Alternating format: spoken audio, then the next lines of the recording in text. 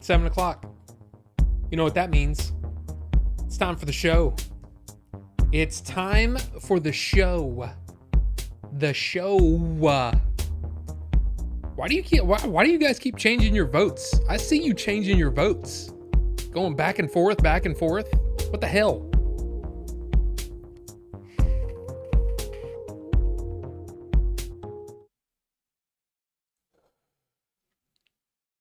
Hi, welcome to Order 42. I'm Rob. And we're here. We are doing the thing. We're doing the thing. And Jody B said Mando is going to bomb and Masters of the Universe is going to be the hit of the summer. That would be really interesting if that happened.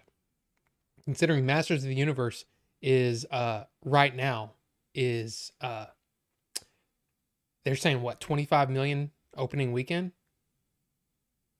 And here's the thing. I was looking at the tickets, the tickets being sold, and I think in my local theaters there was like 2 tickets sold at the like 7 o'clock showing or whatever on Thursday. And I was like, that's not great. But you're right.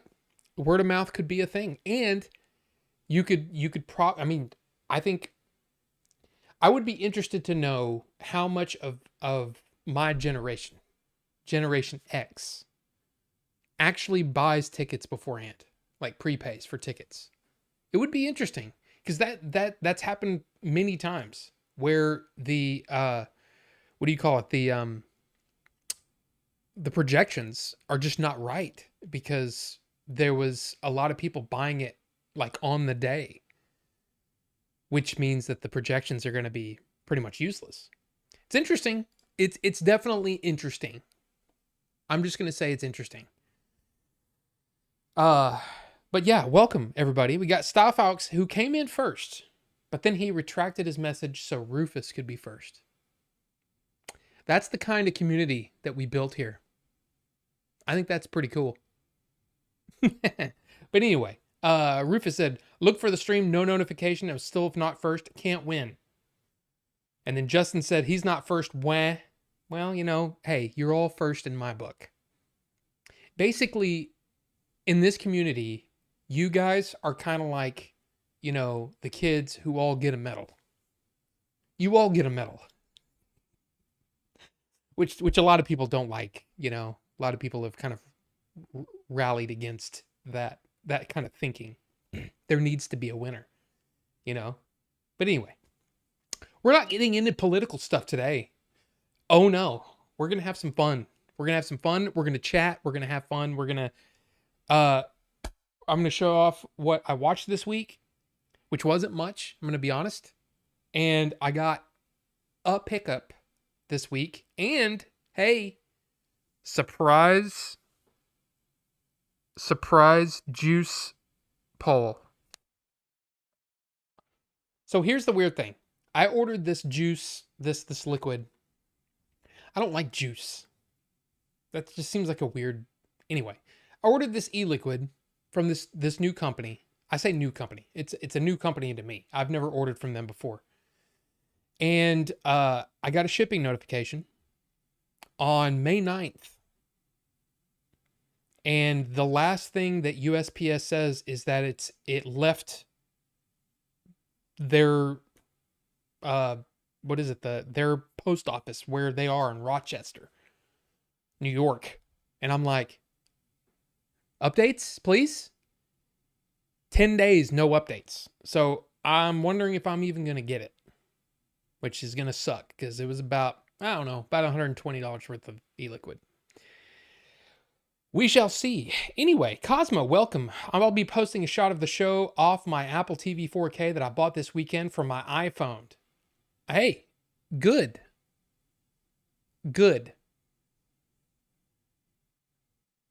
Apple.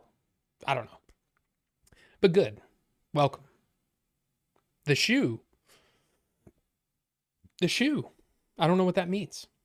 But yeah, yeah, it's kind of weird that there's a Star Wars movie coming out for the first time in 7 years in the theater, and there doesn't seem to be a whole lot of hype behind it. So it's going to be interesting to see what happens and how it goes and how good the movie is. I mean, here's the, I mean, I think, I think that it really depends on what Star Wars is to you. I find, I find that interesting to me. 8-bit tacos, $1.99 says, did I miss the ass eating? There was no ass eating here. And I apologize, but because I'm on Mac, Streamlabs doesn't work. You might hear it. Oh, there it is. You hear it. Did I miss the at ZZ eating? But it won't display because Streamlabs decided, screw Mac. But anyway, hello, welcome, good to see you. So you're on time. Hey, you're on time. But thank you. Thank you for that that $1.99 donation to basically the, hey, Order 42 every now and then, is worth something. Because honestly, I don't see this money. It goes basically directly into our bank account. So, hey, I appreciate it. Thank you. And of course, Rufus last week, I still can't believe that he not only donated a bunch of money, but then he donated a bunch of memberships, which, hey, we got to start up the movie watching again. But I've been sort of under the weather, not feeling great. I want to thank Frodus Boy and Justin and Max for all helping, trying to, get my back into shape again. I've been doing all kinds of exercises. I took muscle relaxers, all kinds of things, and it's okay today. Today has been the first day in a long time where it actually felt okay. But I'm also not pushing it. We'll see what happens. So anyway. But yeah, Jody B. It's going to be interesting to see what happens between Mandalorian and Grogu and Masters of the Universe. Two pretty well established franchises, and they're both going for almost the same, kind of the same demographic, Hey, and that's the thing, like Star Wars is one of those things where it's like, is it just fun? Because I would think a lot of people can say the original trilogy is just fun. There's a lot of fun to be had just watching those movies. But there's also a storyline. There's also something that keeps you coming back. It's the lore, the lore is interesting and all that kind of stuff. This seems to be a very light, breezy, just let's just have a good time in this universe. So we'll see what happens. I'm definitely interested to see how it plays out. I'm I got my tickets. I'm ready to go. We'll see. And I still haven't bought any tickets for Masters of the Universe. I just don't know. Because I feel like, as Bucho would feel like what? I feel like Masters of the Universe is not for me. Because I was never a fan of Masters of the Universe. In fact, I thought it was pretty, I'm just being honest, I thought it was pretty dumb. As a kid, I thought it was dumb, and I didn't like it. But this says, a lot of the, they had their premiere last night, and a lot of people came out of it saying, hey, this is a lot of fun. And it's like a love letter to those people from the 80s who loved this, this property, and that it's really entertaining and all that kind of stuff. I don't know. I just, the thing that I don't want is to go in there with high hopes and then come out and go, yeah, it wasn't for me and it sucks. I don't want it to suck. I want everything to be great. But I also have to realize that I'm not in the fan base. So why would I Why would I waste my time, your time, my money to go watch it? I don't know. Big Movie Freak says, it's been 7 years since the last Star Wars film. Of course I'm going. And yeah, I'm biased because I love the series. And you know what? Hey, there's nothing wrong with that. I'm the same way. If it's Star Wars, I'm going to watch it. Even the stuff that I did not like. I was not enjoying The Acolyte, but I watched every episode as it came out because I'm a fan of Star Wars. And even bad Star Wars sometimes can still be entertaining. And there was stuff that I liked in The Acolyte. Overall, I think it was a I don't really care for a lot of the ideas that were put forth, and I don't like the idea of trying to make the Jedi somehow that flawed. But anyway, we'll see. We'll see what happens. And Starfox said, Battlestar Galactica Complete Series, $30. Miami Vice Seasons 1 through 5, $25. I know there's some good digital deals going on. And I think a lot of it is from that Fanflix website. Because a lot of times what you'll see is that if it's on sale over there, it's going to be on sale over on iTunes as well. So yeah, keep your eyes open. There's some interesting stuff. I won't buy until I know when I can go. Right, Jody B. I get that. This was open all of a sudden. I hear Rob talking. Hey, I'm sorry. The show starts at 7, man. The show starts at 7. I'm almost out of tea.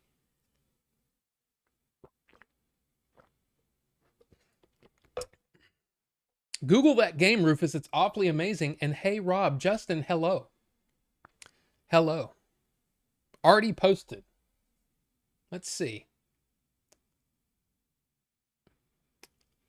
Oh, well, there you go. Look at that. Looking good on the TV. Look at that.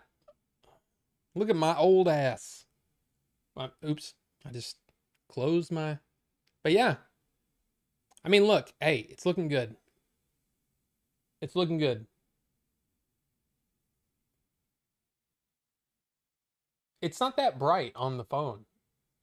I don't know why it's... I don't know. It looks like there's a sort of a haze going on there. And anyway. But thank you, Cosmo. Welcome. Let's see. Season 3 was meh. Lots of fans are dumping on it. It's the first Star Wars story I actually fell in love with. I think it's going to be a breezy, light, fun time. That's what I'm hoping for. A lot of the reviews for Mando have basically said, hey, this is just going to be it's just a fun time.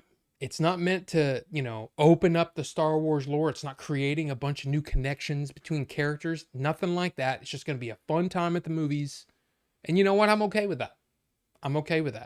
From what I hear, I don't know if you guys have heard this, but from what I've heard, the Starfighter movie with Ryan Gosling that's coming out next year, that one is supposed to be kind of maybe possibly the start of something. So who knows? But this is basically, hey, everybody, remember Star Wars? Well, here you go. Here's a Star Wars film, and it's just fun and light and breezy. You can go and just enjoy yourself. And that's what I'm looking for. I'm looking for the equivalent of like a Star Wars ride, over at Disney World, which I was just at, and I had a blast. I want it to be as good as Star Tours. Or as good as the Rise of the Resistance ride. That's what I want. I want it to be a fun time. So there you go. We just started munching. Well, there you go. Billy used to come in with comments like those. Oh, Ninjinzu, you're absolutely right. You're right. YouTube style Harding a comment. Miss him so much. I mean, look, man, Billy is and will forever be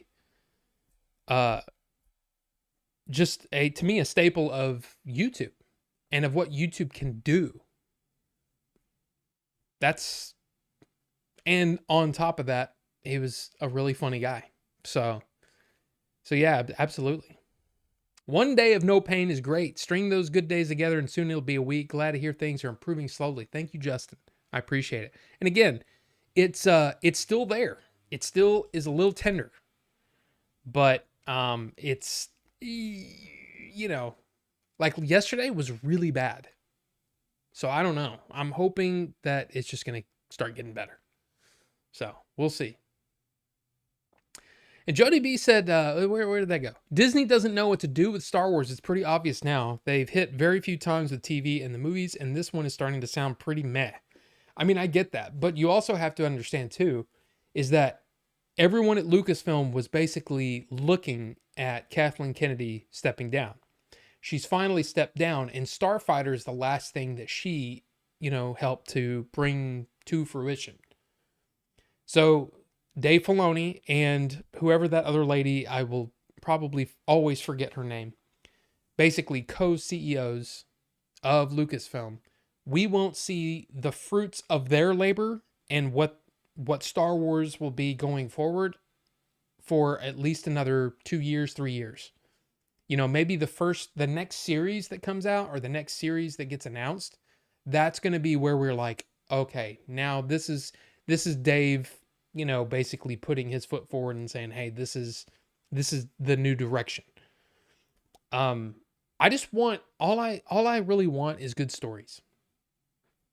I mean, the thing about Star Wars for me is it's not just Jedi. It's not just, the scoundrels, the Han Solos and the, you know what I mean? It's not just, it's all of those things, a little bit of flavor of each. It's a whole universe, and there's a story underneath. There's an actual, somebody with something to say. And to me, Andor is, even though it didn't have Jedi, it did have something to say. And that's what I'm missing in a lot of, in a lot of anything. I want there to be, I mean, I don't need there to be like a message, but I mean, at least have something to say. Not just, I just don't want a roller coaster every time. But I mean, there is absolutely room in the Star Wars universe to just have a good time, and not have to worry about, ooh, what does this mean for the larger universe? And what is it, you know what I mean? It doesn't always have to be that. But it also sounds like, even by saying that, it almost sounds like I'm making excuses for the movie already. But if that's what they went for, and that's to me, that seems to be what they're going for. We just want to put a good movie out, and it's a good time. And if it succeeds there, then I shall be happy. But we shall see. So, go see Master of the Universe with the Toy Chasers crew. Probably not going to happen. Because those are one of those things that, it's just not a thing right now. You know what I mean? So, yeah. Have you heard the part of the Masters of the Universe score they've released? If that's what it's going to sound like, I really think they're leaning into 80s popcorn flick vibe.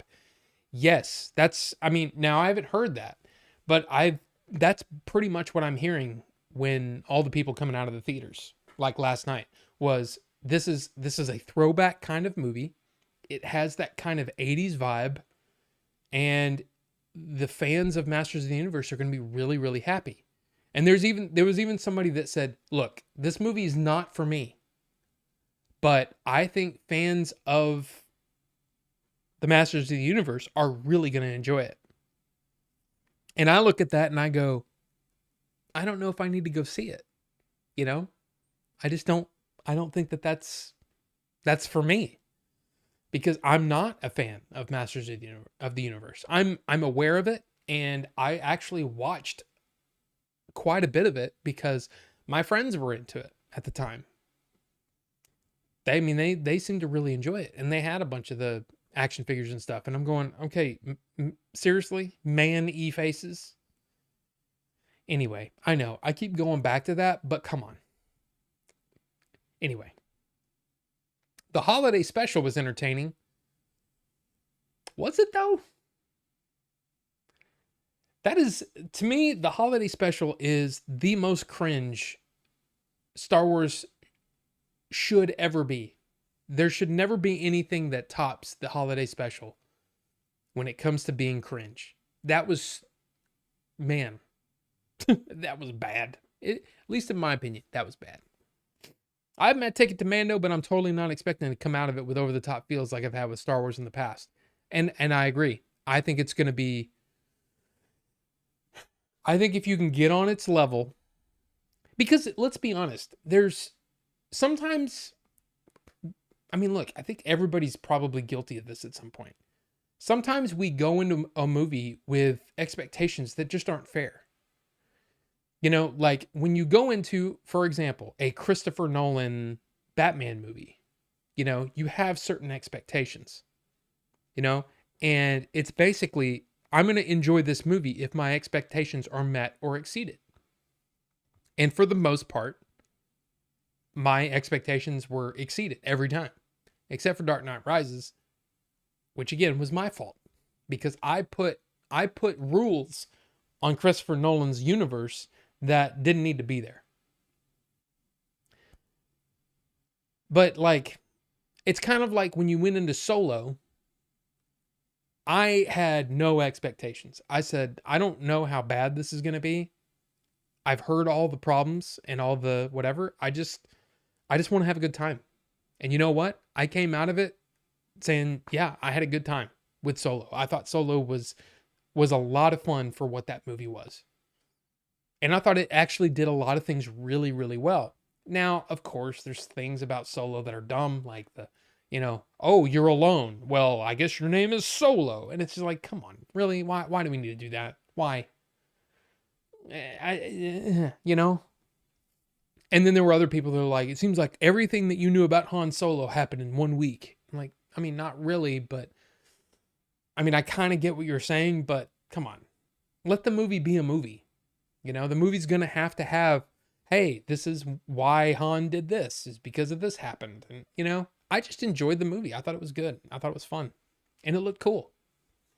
I thought the movie was awesome. And I got to be honest, man, I don't care. There's weird nostalgia things that I've typically rallied against. I don't like it when you just use nostalgia for no reason. But I got to say, when Chewie set in the when they're doing the Kessel Run thing, and Chewie sits down in his seat, and all of a sudden the asteroids theme from Empire Strikes Back starts to play, and they're doing the piloting or whatever, I got chills and like literal tears in my eyes. And I'm like, you know what?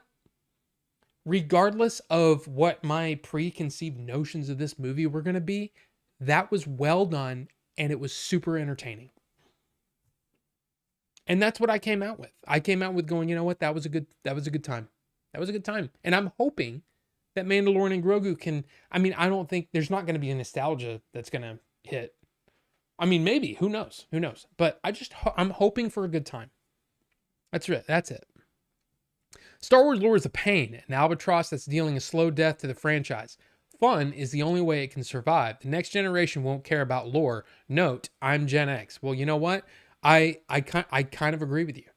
Because the lore has gotten so messy. And, I mean, honestly, what they need to do, and I'm hoping they do this, is get far, far away from the Skywalker saga. You know? Just get far away from it and tell your own story, create new characters, and create a new thing around them. Whether it's some criminal thing, you know, like, you know, bounty hunters or whatever, or whether it's, you know, Jedi from hundreds of years ago, get away from all the connections and don't, again, nostalgia as part of the story is great. But nostalgia, just for nostalgia's sake, it reeks of that. It's almost like I was just thinking about, like, you know how like sometimes there were those kids like in high school or middle school that tried to kind of get in with the group by saying something, but it was like it didn't really have any connection. It was just like, hey, Star Wars, hey, may the Force be with you. And you're like, it just feels, insincere. Like Rogue One is a perfect example. I've talked about this idea of the disconnection point. And I don't know if you guys remember me talking about this, but it's basically a piece of the movie. Something happens in the movie. It could be poor special effects. It could be, a bad song choice. It could be, a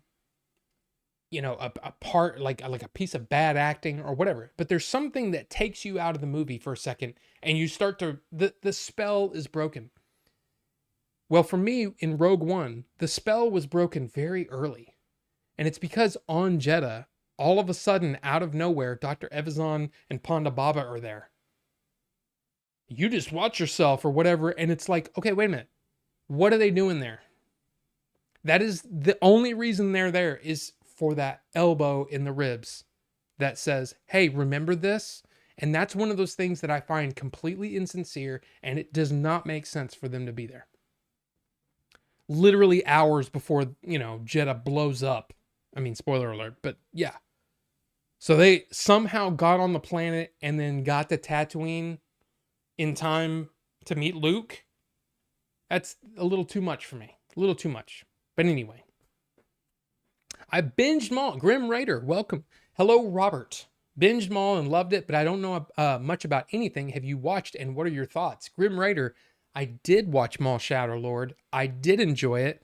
But again, this is another situation where it's one of those things that I kind of hope that they get away a little bit from. And it's like, okay, here's all these characters. Here's their life. Okay, here's this 30-minute section of their life. I'm exaggerating. But here's this section right here where we don't know what Maul was up to. Let's tell a story right here. And I find that a little bit kind of like annoying, but at the same time, it was really, really well done. The animation was awesome. I love the use of matte paintings in the animation so that if they're doing say a pan down, and there's buildings in the background and it pans down and all of a sudden you've got your computer animation, in the foreground, but in the background is this beautiful matte painting. Yeah, there was some really, really cool techniques in that show, and I thought the show told a very effective story. So I enjoyed it a lot, but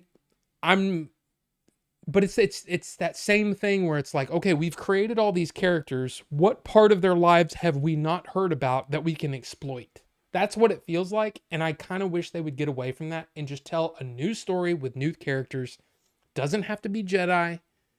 And there's something weird about, look, here's the thing. Order 66 happened. Most of the Jedi Order was wiped out. But there sure seem to be a lot of survivors.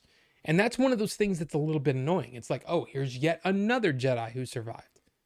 It's just like, I get it, but can we get away from here's another Jedi survivor? Let's get away from that a little bit.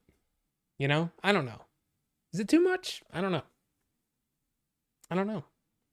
Lou, welcome. And you said peak Star Wars was when there was 3 movies. Well, you're probably not wrong. Although I would say that the lead up to Phantom Menace was probably the most that anyone was really, really interested in Star Wars. Star Wars, it was a fever pitch. It was kind of an amazing time to be a Star Wars fan. And then episode 1 came out and there was, sure, a lot of people loved episode 1, but then there was this sort of backlash, and then episode 2 was kind of like a little shakier, and then episode 3 was even more shaky, but even though that was probably the best of the 3, I think that those months before Phantom Menace came out were just, it was a really, really fun time to be a fan at that point. And then, I guess it's declined a little bit since then. But if they could get back to that, holy crap. I think that was probably the peak. But then again, I was just a kid back in the in the original trilogy. I mean, I saw Empire in the theater, I saw Return of the Jedi in the theater.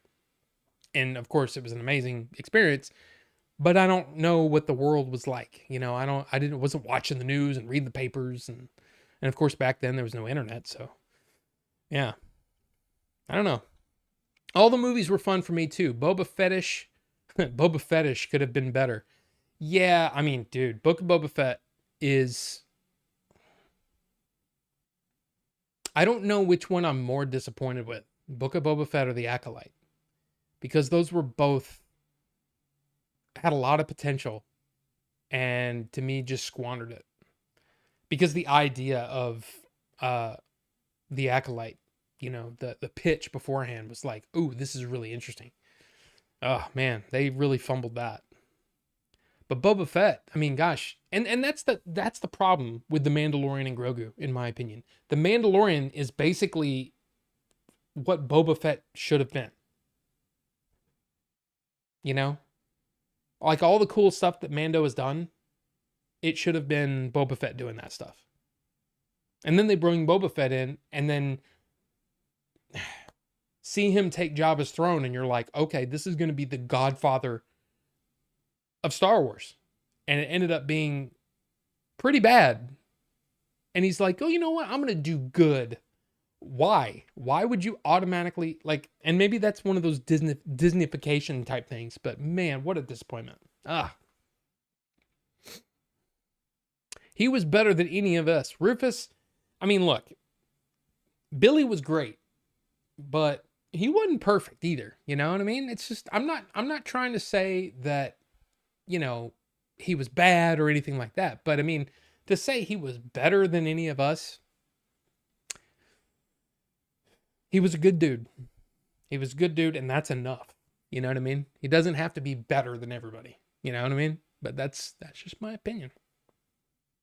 I heard The Mandalorian and Grogu is a skip if you haven't seen the show or caught up. Well, one of the things that I just heard a little bit of a Jon Favreau interview where he basically said, somebody asked him, do you need to be a fan of Mandalorian and Grogu to watch this movie? And he's like, no, not really.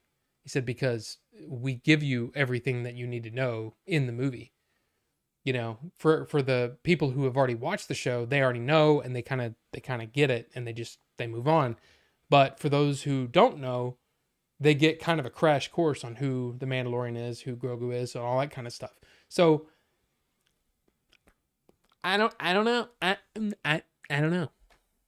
He cleaned the lens. Cosmic cleaned the lens. Oh, look at that. See? Yeah. Yeah, it looks like he had a smudge there. It's still like super bright. If I get really close.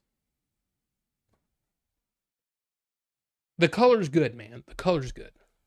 I don't know why my camera's not picking that up right. But there you go. A Star Wars movie felt like an event. Hasn't felt that way since 7. You're right. You're right. Disney bled it way too hard, too fast with movies and TV shows back to back to back. Absolutely. Absolutely. It was quantity over quality.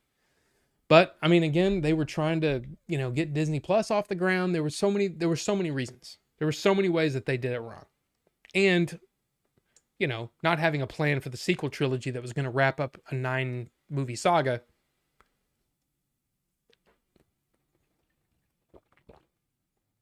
You could say the same for Marvel movies. Not all of them have to be MCU. See, and that's what I like about, or that's what I hope that they continue to do, is to tell some of these little offshoot kind of stories. And here's the thing. I understand that there's such a thing as, you know, comic book fatigue or sci-fi fatigue. You can get fatigued by any genre. Zombie movies. I mean, how many zombie movies have there been? And do you see a trailer for a zombie movie and you go, okay, another zombie movie or another vampire movie or whatever, right? You can get fatigued about anything. It doesn't have to be a specific IP. What you really, though, are getting tired of is the same thing over and over and over, you know? And that's one of the things that about Andor, for example. Andor is a sci-fi show. It's a Star Wars show, but it's a show about something. You know, it actually had a story to tell, a story that they never veered from that. There were no filler episodes. Every episode had a point. Sometimes you didn't know what the point was until later, and then you're like, "Oh, okay." And that's one of the beautiful things about a show like Andor. But that's the thing. I don't think that there is such a thing as fatigue. I mean, I get what you're saying, but it's also one of those things where if you tell a great story, it doesn't matter what genre it is, doesn't matter it doesn't matter if it's an IP based thing, it doesn't matter. If it's a good story, it's a good story. Period. So we'll talk about that a little bit later, but yes. Yeah. Fans of Masters of the Universe will really love it just due to the amount of work into it, regardless of how the story goes. But like I said last week, they waited too long, lack of marketing. It's handled poorly. Yeah, the marketing has been kind of, it's almost like they needed to ramp up sooner. You know, but we'll see. We'll see. Stinkor. Holiday special was an abomination. It was pretty bad. It was pretty bad. KP Senti, welcome. Good to see you. Good to see you. I like Solo. Jody said, I like Solo too. Agree. It was a blast of a ride. I thought the actors nailed their roles. Yeah, I agree. In fact, I think Alden Ehrenreich, the thing that I like about what he did as, you know, of course, he's playing Han Solo, an iconic role. He gave just enough of sort of some Harrison Ford mannerisms, but still made it his own. And I thought he did a great job. Now, there's that guy, I can't remember, Anthony Ingruber or whatever. Yeah, he looks a lot like Harrison Ford. But can he pull off what they were asking him to do?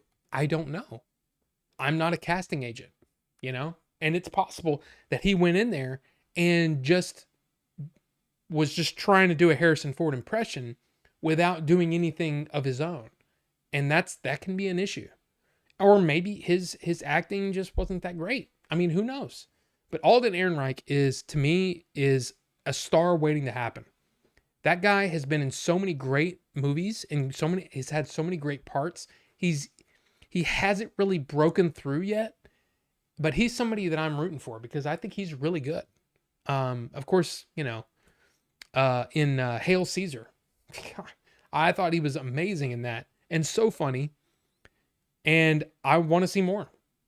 And he was good in Weapons. He was good in Oppenheimer. Everything I've seen him in, he was good. So we'll see. Big Movie Freak said, "You convinced me to watch Solo again. That's a good thing. I love that." Well, I mean, it's a fun movie, and I will say that. And this is one of those things where it's, you know, shaky ground because it's a fan edit. But this fan edit did nothing but recolor the movie. And I didn't realize how much the color grade made a difference. It made it feel a little more like Star Wars. And it was really, really well done. Now, I can't tell you which one it is. But really, that's all they did. So that they changed the color grading. Because I think it was very muted. And what they did is they turned up the saturation and made it a little more vibrant.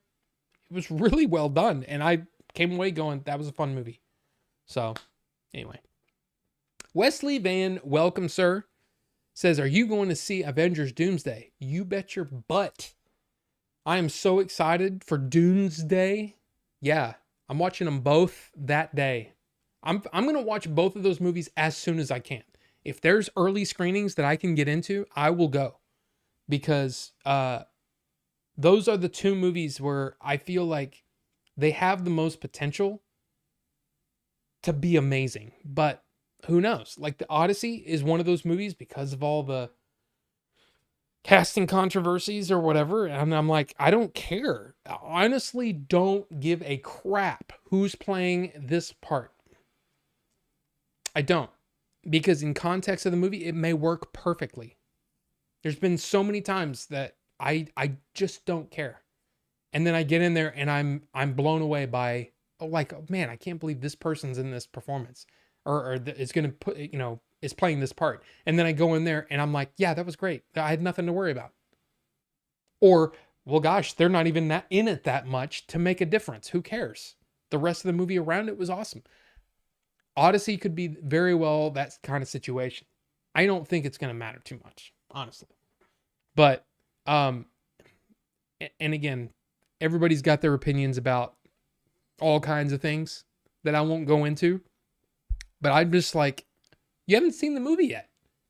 What's the context of these people in these roles? Are they even in it that much? Does it matter? Probably not. So, but you know what? It got people talking. And I think that's important. Because I think you're going to have people that are going to rally against certain person in this role, right? There's always going to be those people. But Christopher Nolan has a very, very rabid and fervent fan base who probably went to bat for Christopher Nolan, which means, man, the conversation just keeps going. And that's important when you're trying to sell a movie and you're trying to pump up a movie. It's part of the deal. And I got to be honest, I'm looking at it sitting back with, again, not caring about any of it. Just sitting back and going, wow, there's a lot of people talking about the Odyssey right now. That's a good thing for the movie. So we'll see. But anyway, you asked about Doomsday. Of course, I'm excited. I'm pumped. I'm a comic book fan. I love Marvel. I've watched.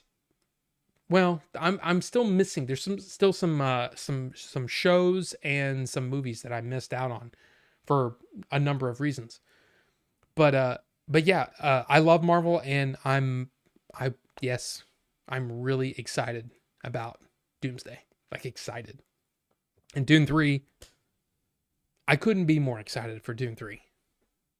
I shouldn't say that. I'm pretty damn excited, and I think there's even the potential for me to be blown away by that movie. So we'll see. I hate member berries. I know, Jody B. I know. It's one of those things that it's weird because, like, especially Rogue One is one of those movies where, I talked about the fact that, in fact, Bucho called me out on it. Because I said something along the lines of, yeah, they kept doing it. And they only do it a couple of times where they're basically calling back to something to make you go, hey, remember this? Like, oh yeah, Red 5 probably was a pilot before Luke. So let's show Red 5 basically getting taken out so that there's an empty space there, and then Luke can come in and be Red 5. And it's just one of those things where because of that very blatant version of the Dr. Evazan thing on Jeddah and all that, it made the whole movie feel like proactively not great. Same reason why a lot of people probably stopped like really getting invested into the story of The Last Jedi. Because The Last Jedi, I'm not going to go into it, but The Last Jedi to me is one of those movies that if you get turned off early in the movie won't work. You cannot, the movie, you can't allow the movie to work. And then you get to the end of the movie and you go, well, that was absolute trash. But you didn't allow all of the things that worked in the movie. You didn't allow those things to work and to affect you because you were so turned off by, your mom joke at the beginning, or Luke throwing the lightsaber goofily over his shoulder, all of those things, right? And to me, Rogue One, Dr. Evazan and Ponda Baba showing up for no damn reason at all, completely turned me off of the movie and made the movie not work as effectively as it should have. And that's one of those situations where if I was watching the movie, if I worked at Lucasfilm at the time and I had any pull and, say whatsoever, I would have said, take that scene out. It doesn't drive the story forward at all. all it does is it stops the movie for a second to make you go, hey, remember Star Wars? You don't need that. We're already in Star Wars. And the people that are invested in the story, they don't need that. Get it out of here. It's one of those scenes that just needs to, and in fact, I would have fought I would have fought tooth and nail to hide Vader. I would have fought. Because I think if we wouldn't have known, because that's the thing, you get lulled into a sense of what a movie is and what a story is. But can you imagine being there opening night and not having any idea that Vader was even in the movie, and he lights that lightsaber up at the end of that hall? You would have everybody would have shit everyone else's pants. You would have thrown all of your pants into a big pile in the middle of the theater, and you would have all crapped on it. I don't know what I'm saying. All I'm trying to say is it would have been an amazing moment. But no, they ruined it in one of the trailers for a throwaway. Oh, guess what? Vader's going to be in it. And you're like, I mean, already I was like, I mean, okay, that's kind of cool. But I wonder what, I wonder what it's going to be like. And then after seeing the movie, I was like, none of that should have been in there. You need to be careful not to choke on your aspirations. People love that line. That whole scene should have been gone. All should have been gone. You don't know Vader's in the movie until the very end. You forget that Vader is around at this time. I mean, back in your mind, you're like, oh yeah, Vader's out there somewhere. But to have him show up surprisingly at the end of that hallway, everybody would have lost their crap. Everybody. So anyway, that's just my take on it. I think Rogue One, they made a bunch of mistakes, and you can tell. There are definitely parts of that movie that just feel cobbled together. And this is just my opinion, but knowing that a lot of the movie was reshot and all that, you can feel. You can't maybe pinpoint exactly, but you know that, oh wait, this feels a little different tonally than this part. And then, I don't know. Anyway, I'll stop talking about that. I had issues with how Anakin talked at the end of Revenge of the Sith till I saw Hayden explain he was trying to sound like he thought classic Vader, aka Jones, would sound like without the helmet. I never really had a problem with any of Revenge of the Sith. I thought it was actually done really well. Sith was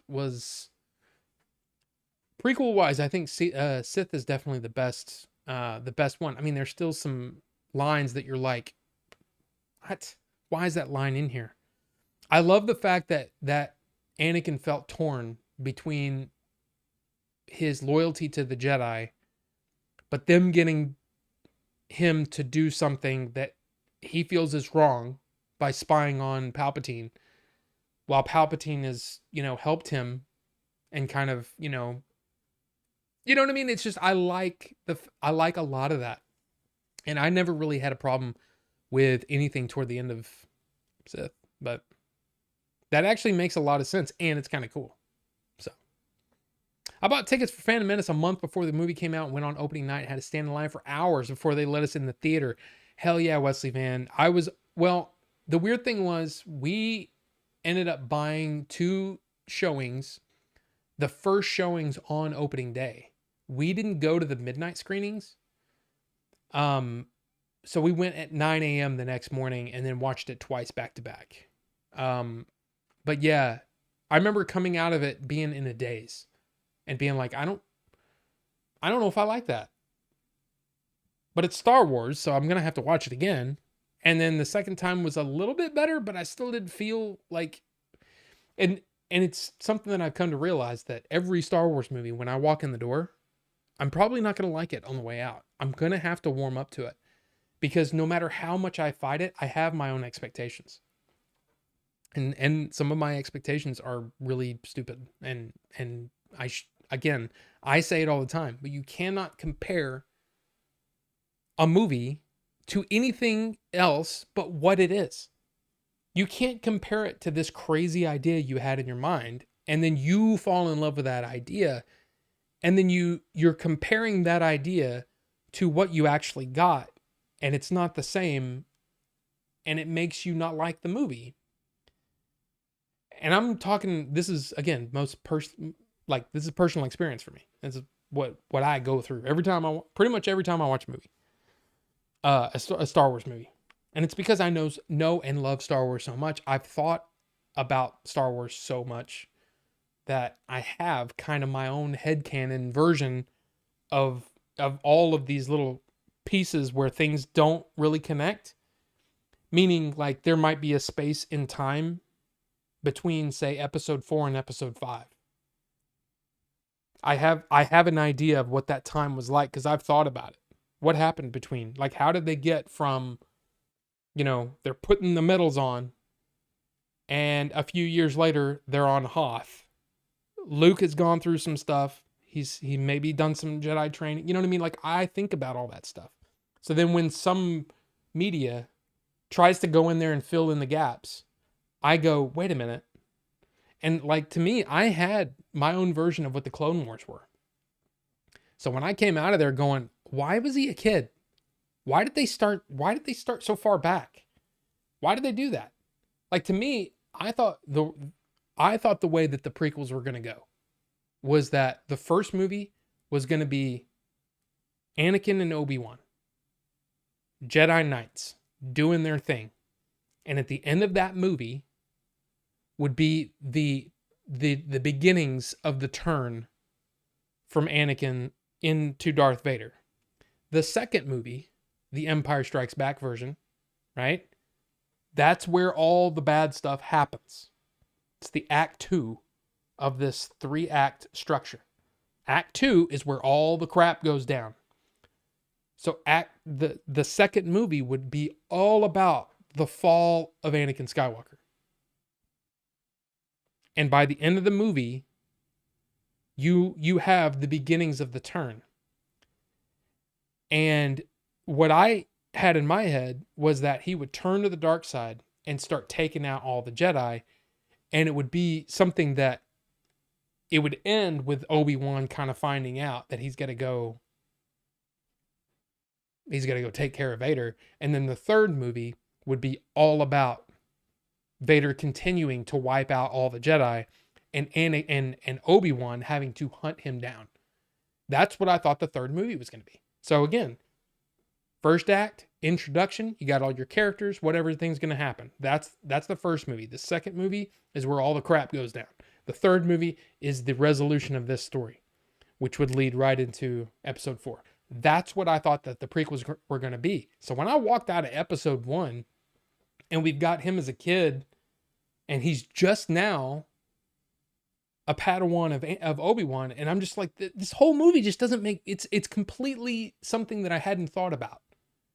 So it just felt so foreign to me, and it took me a while to wrap my head around it. And then I thought, okay, well, episode 2 is going to be what I thought episode 1 was going to be. Episode 2 is going to be all the Clone Wars. And yeah, we got the beginning of the Clone Wars at the end of it, but I thought we were going to pick it up there. I mean, it's just like it completely was against what I had in my head. And even going into the sequel trilogy, I had thought about, I mean, of course, I'd read a bunch of the, what I call fan fiction, because I wasn't a fan of the Thrawn trilogy. I wasn't a fan of Dark Empire or Dark Empire 2. I wasn't a fan of much of the expanded universe because it all felt like fan fiction. And when Lucas came out and basically said, yeah, I'm not paying any attention to that. Now, he took some stuff for sure. He took some Coruscant and he took, you know what I mean? He took a couple of things, but for the most part, he ignored all of this extra stuff that was written. I said, well, that basically means I don't have to read it. So I quit reading it.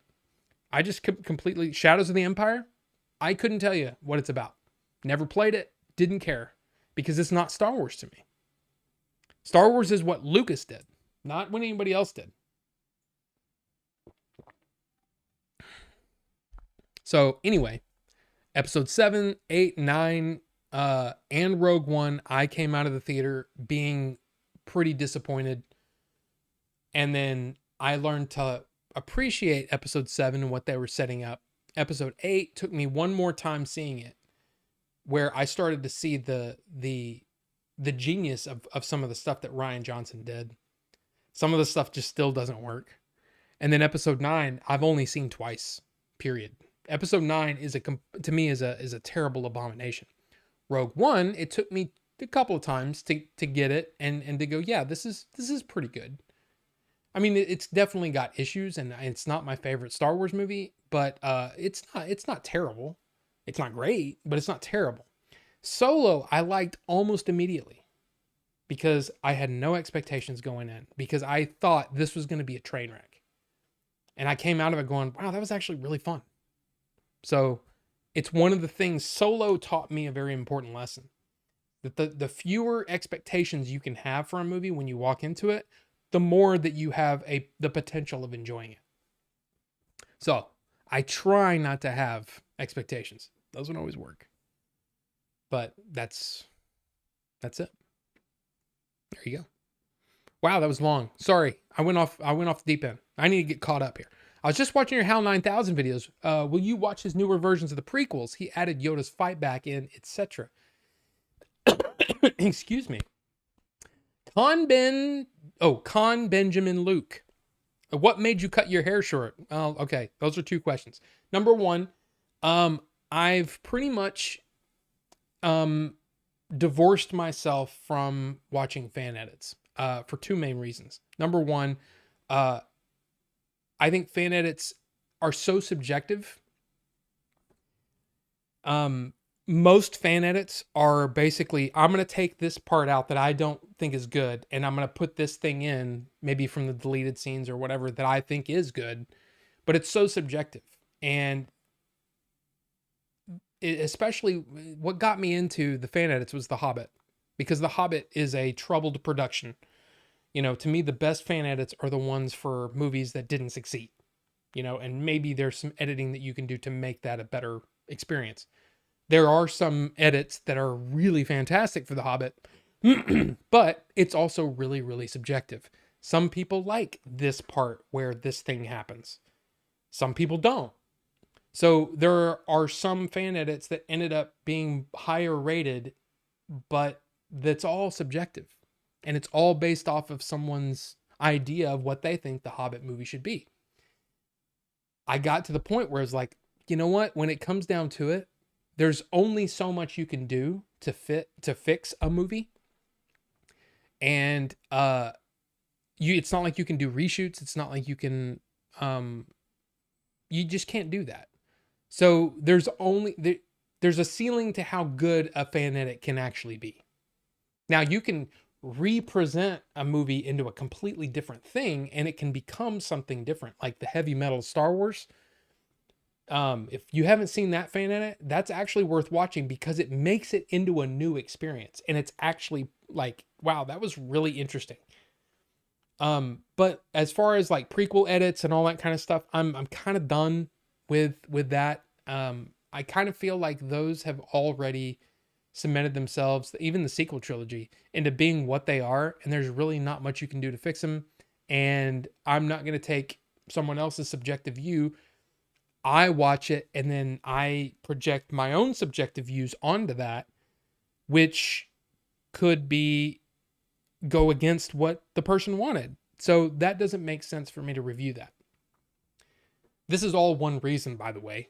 So it's basically subjectivity is the number one reason. The second reason is it's really, really hard to put out a video and go, hey, here's this fan edit that I thought was great and you should watch it. But guess what? The guy took it offline. So now you can't find it. And that's really frustrating.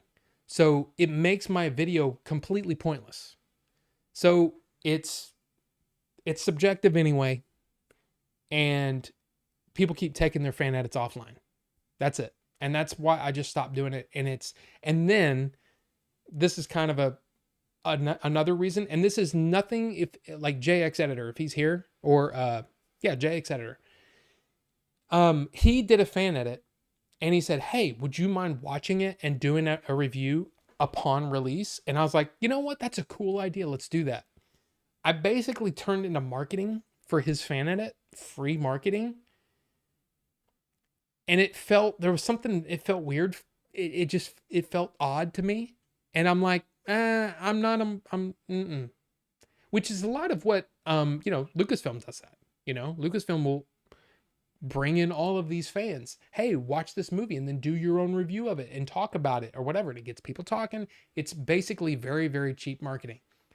Again, I'm not blaming anybody for this, but it felt weird that I was basically, my review ended up being like marketing for a fan edit, which is illegal. And, really, I mean, let's be honest. So it's just one of those things where it just felt odd. And I'm like, I'm going for real creators. That sounds bad, but you know what I mean. Not somebody who's doing a fan edit for fun, but I'm talking about people who are putting out work that is out on the market. People can go watch it in the theater, watch it online or whatever, and they can judge on whether that's good or not. So basically, yeah, I'm done with fan edits. I'm not gonna, I mean, if one pops up and it's like in the news and kind of popular or whatever, but for the most part, it ended up being, my review ended up being the reason why people go and watch these fan edits. And I feel that's weird and icky, especially when it's so subjective in the first place. And I will also say there were a few fan edits where the person, you could tell that might be the first time they've edited anything. And I didn't want to critique it and curtail their excitement by going, this fan edit wasn't very good just because of the skill involved. And I didn't want to be that either. So I hope that makes sense. And then also I cut my hair because it was hot. And honestly, my hair looks better short. I think my hair, this more fits my personality and my head than long hair. So I hope I answered all your questions. My favorite thing, Disney Marvel thing they've done since Endgame was Werewolf by Night. Give me more of that. Here's the funny thing, Seventh. That's one of those things that I still haven't watched. But that's one of those things that I really like. It's just a side story. I like that. I think that's cool. Cocaine Bear. Odyssey can also be a flop. I don't know, man. Christopher Nolan's fan base is massive. And I think at this point, Odyssey can be disappointing, like box office wise. Like people might not go back over and over if the movie isn't good. But I honestly think the movie's not going to live or die based on a couple of casting things that people are like, that's weird that person is cast in that role. Why? That's not going to make or break how good the movie is. It's just not. So we'll see what happens. I'm excited for it. I want to see it. And yeah, I think it's going to be good. And a line here and there is not going to make or break a movie. The fact that Tom Holland and Robert Pattinson say dad isn't going to make or break how good this movie is. So again, people nitpick and all that kind of stuff. And also it's because it gets clicks and I mean, we all know that the hate channels on YouTube, they love going after, marginalized people. They love going after minorities. They love going after all that stuff because hate gets clicks. But it's all based off of opinions.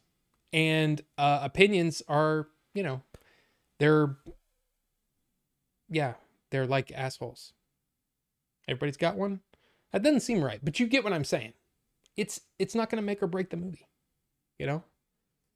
I try to, at least bring a little bit of, let's think about this for a second. We don't know how much any of those characters that are everybody's talking about right now. Oh my God, I can't believe this person is cast as blah, blah, blah. You don't know how much they're in that. That might be one of say 10 minutes that they're in the movie. The movie's almost 3 hours. Are those 10 minutes going to completely wreck the movie? I mean, it's possible, If it's as bad, if it sticks out as much as Luke throwing the lightsaber over the shoulder, yeah, that could turn off a lot of people from the rest of the Odyssey. But I'm betting that it's probably going to blink. It's going to be a blink and you'll miss it kind of a situation. It might be like, oh, that's weird that person's right there. Okay, that's interesting. And then the movie moves on and you enjoy the rest of it. So that's how I'm looking at it. Anybody else going to Neverness, gooning to Neverness to Everness? I don't think I need a girlfriend anymore. You know, Rufus, I saw that you were streaming. I was busy being in pain, so I didn't want to sit and watch the stream. But hey, I'm glad you're enjoying that game. Grim Raider said, it blew my mind to see how much Austin Powers paid homage to Dr. No. Thanks for posting your 007 video. Hey, thanks, Grim. Thank you. Thank you so much. I mean, look, here's the thing. I don't, I think it's obvious at this point. I don't do videos for clicks or anything like that. I do videos that I want to do. And when it came up that I should do a Bond ranking video, I was like, you know what? That would really be fun. And it took forever.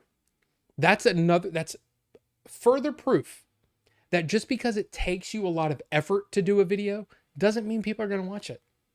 I mean, has that even cracked 100 views? I don't even know. Ranking all the Bond. Oh, 143. Okay, that's not so bad. I have 2 dislikes on the video. That's interesting. I wonder why. Maybe they just don't like me. Who knows?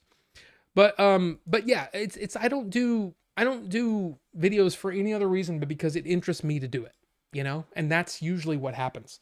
So I appreciate that you enjoyed watching the video. I enjoyed putting it together. And it took forever to record because I kept thinking of other things that I wanted to say and I jumped around, and then I didn't put this in the video or, you know, anywhere, but I actually forgot Timothy Dalton completely. So I had to go back and re-record a lot of stuff because I'd moved on and then was like, oh crap. So yeah, there you go. There's so much Dune. It's about time they start making content further than the first book. Well, Rufus, the thing is at least with this iteration of Dune, he's really only going for the first 2 books. So Dune 3 is basically Dune Messiah. But I also think that he's going to change some things. Now, I haven't read Dune Messiah. But from what I hear, most people don't really enjoy it. It's like Dune is up here and then it kind of goes downhill the further you go down. Even from Frank Herbert's Dune books, his 5 books, right? Like they get really strange and out there. And I don't think Denis is going to be done after Dune 3. Dune 3, the movie, which covers Dune Messiah, which is the second book. And then who knows what's going to happen after that. I mean, you know what's going to happen. It's an IP. Warner Brothers owns it. And if Paramount's in control and all that kind of stuff, they're going to try to, you know, exploit that IP any way they can.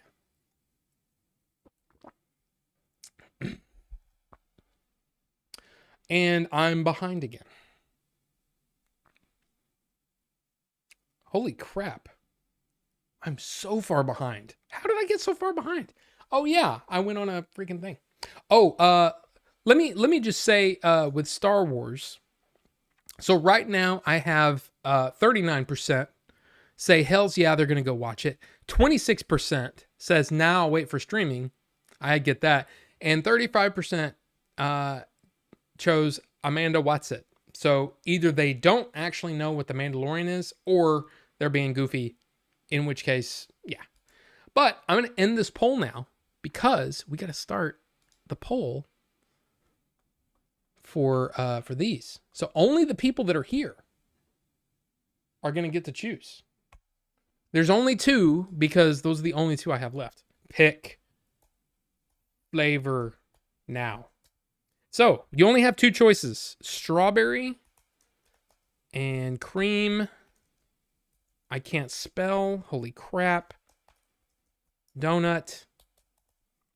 And strawberry cupcake. So, hey, y'all choose. Y'all choose and figure it out. Is Melvor's here? Is he? Holy crap, I'm so far behind. Jeez. I'm on shaking ground over Odyssey's casting in general outside of the controversy, but Nolan gave us the guy from 10 Things I Hate About You as the Joker, so I'll give it the benefit of the doubt. Exactly. Dude, Heath Ledger blew everybody away. Everybody.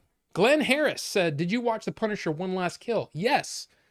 Overall, I enjoyed it, but it really was, like, it was strange because it almost, I don't know. I kind of looked at it as, he's still got PTSD basically over what happened. And then we get this cool little side story where he kills a bunch of people. But I mean, it was fine. It was fine. I enjoyed it while it was on, and I probably won't think about it again. It was fun. And I think what's his name? What's his name? His actual name. Not Frank, but I'm going blank on his name right now. But I like him though. I like him as an actor. I kind of wish they would take Punisher in the more, like, the way that, I'll just say the way that he ends up at the end of it. That's where I feel like the episode should have started. Not that PTSD is something that you just get over. You don't just level up and get over the fact that your, family was killed. But let's tell a new story, I feel like we'd already covered a lot of that ground. But anyway. And Corbin said, oh, Benjamin. Sorry, I did it again. Benjamin Luke. Yeah, the Dr. Evazan cameo was so stupid. Yeah, it was. It was bad. What surprised me was the SNES game. I never heard of Dune until the recent movies, but they're so popular it had games. The loneliness epidemic is cured. Super popular for sci-fi readers, but it keeps getting start, stop, and restarted in cinema. Oh, Dune, yes. Well, I mean, it's only had 2, really. I mean, yeah, they did the TV show, but I don't know. Evazan didn't even look right. Have you seen the trailer for Rogue One, the Andor cut? I hope he cuts that out too. No, well, yeah, I'm done with the things. Happy birthday. What? I mean, thank you. My birthday was a month and a half ago, but thank you. I'm not sure what that was for, but thank you anyway. Mr. Beat-em-ups. Mr. Hawker. Thank you, sir. Thank you. Evazan didn't even look right. Have you seen the trailer for... Oh, yeah, I already said that. And there it is. Happy birthday. Yeah. And again, sorry for the lack of actual visuals because Streamlabs doesn't like Mac. And my PC is so old that I can't really use it anymore. So there you go. I didn't like the Vader wallway chase in Rogue One. I think it was unnecessary. Now, okay. Like I said, I disagree. I really enjoyed it. I thought 2 things. After it was over, I thought 2 things. Number 1, oh, holy crap, it would have been so much better if we didn't know that Vader was in the movie. And that was just a surprise at the end of the movie. And 2, they didn't go far enough. I wanted to see him a little more violent and more angry. So, there you go. What the heck is going on? Merry Christmas. well, thank you. I appreciate that. And Rufus... Woods donate unfollow, happy fake birthday I guess, doesn't matter if it's real, good cause. Well, thank you, Rufus. Thank you, Wood. Thank you, Rufus, for the donations. I appreciate it. Thank you so much. Gosh, I'm gonna blush.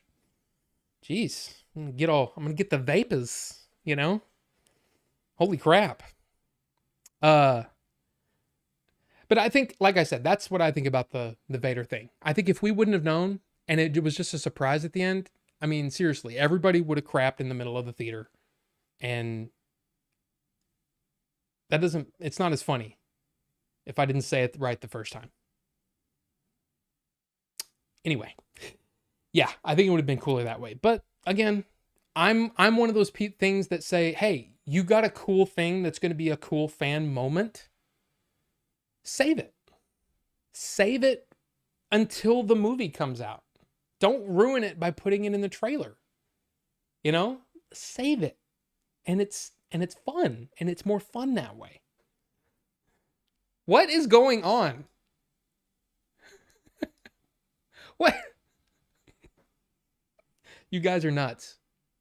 You guys are nuts. Stop it with the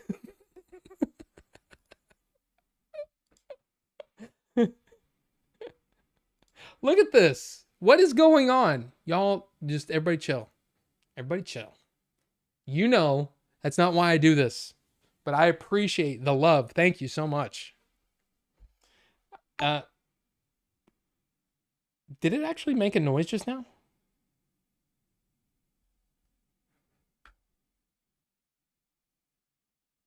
What? Okay. Bone alert. Happy clappy. What the heck was that? Bone alert. Okay, I'm seeing all of them. For some reason, not all of them are coming through. You're breaking Streamlabs, apparently. I mean, like I said. Happy Andy Griffith first milkshake day. Love that man. Well, thank you. But like, okay, so it skipped Justin giving $5 for Happy Arbor Day, Beat 'em Ups for Happy Halloween, 7th for Happy Life Day, and then it went straight to Ninjinzu. I don't know what you guys are doing, but you're breaking it. And wow, I don't know what to say. That's, you guys just, everybody calm down. Everybody calm down. It's okay. But thank you. Thank you again so much. I appreciate it so much. It would be really hard to push Star Wars without Jedi or Sith. They need to tap into the book lore. Bane, a Sith, would be amazing to see on screen. It could be interesting if you can go that far back and tell an effective story. And I think they could, but will they? I mean, the whole thing too is that you've got what's his face? The director of the last Raiders of the Lost Ark. The last Raiders of the Lost Ark. The last Indiana Jones. Look, would you all... Okay. Happy... Oh. Guys. Happy broken stream alerts day. Well, there you go. Thank you. Thank you, Wood. And... If we donate too, we are calming down. Wait, I didn't even see that one. You better hope the aliens don't abduct you. I bet they will though. Oh, it was Rufus. If we donate too, we are calming down.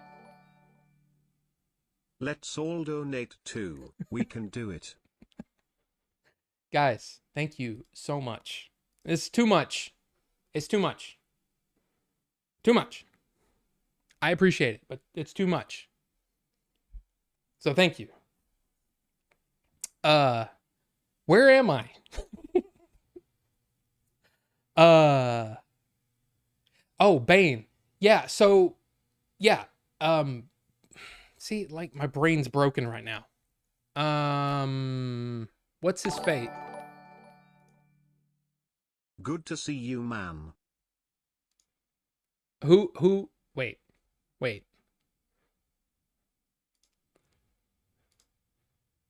Squiggles.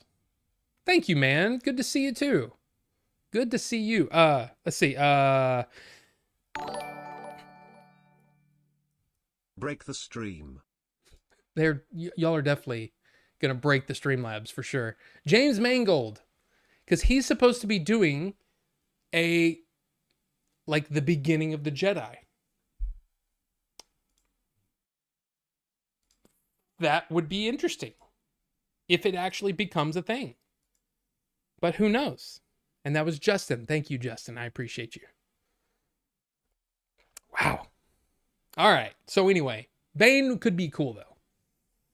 You were fine with the Krennic meeting on Mustafar. That's the thing. It's not that I'm fine with it.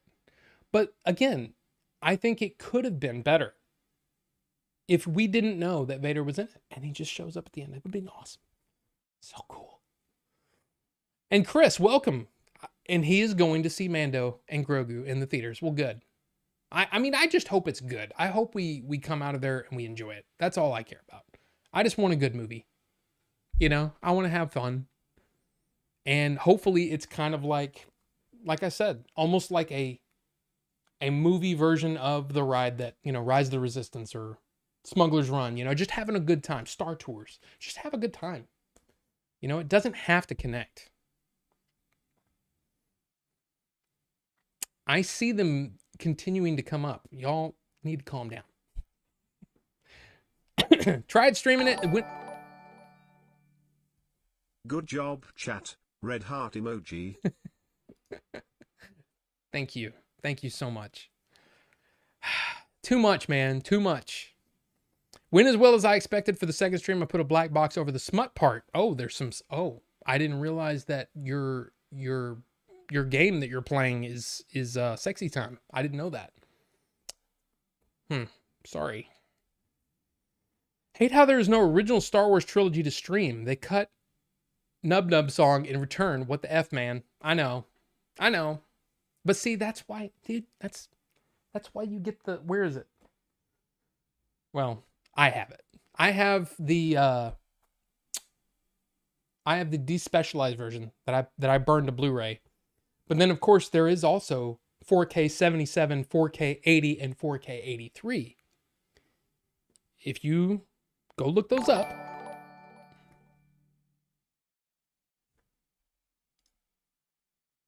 And there's Ninjinzu. Any assy. Star Fox even got in there with $2. Thank you. Thank you. Thank you all so much. Again, I just appreciate you guys being here. You don't have to donate, you know, unless you just like breaking things, in which case, hey, break it, I guess.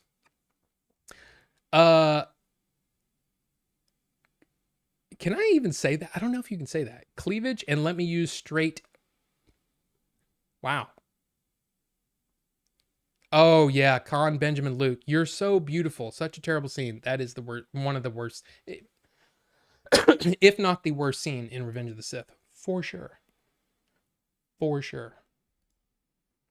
And look, Rufus just sends in a sticker. Thank you guys so much.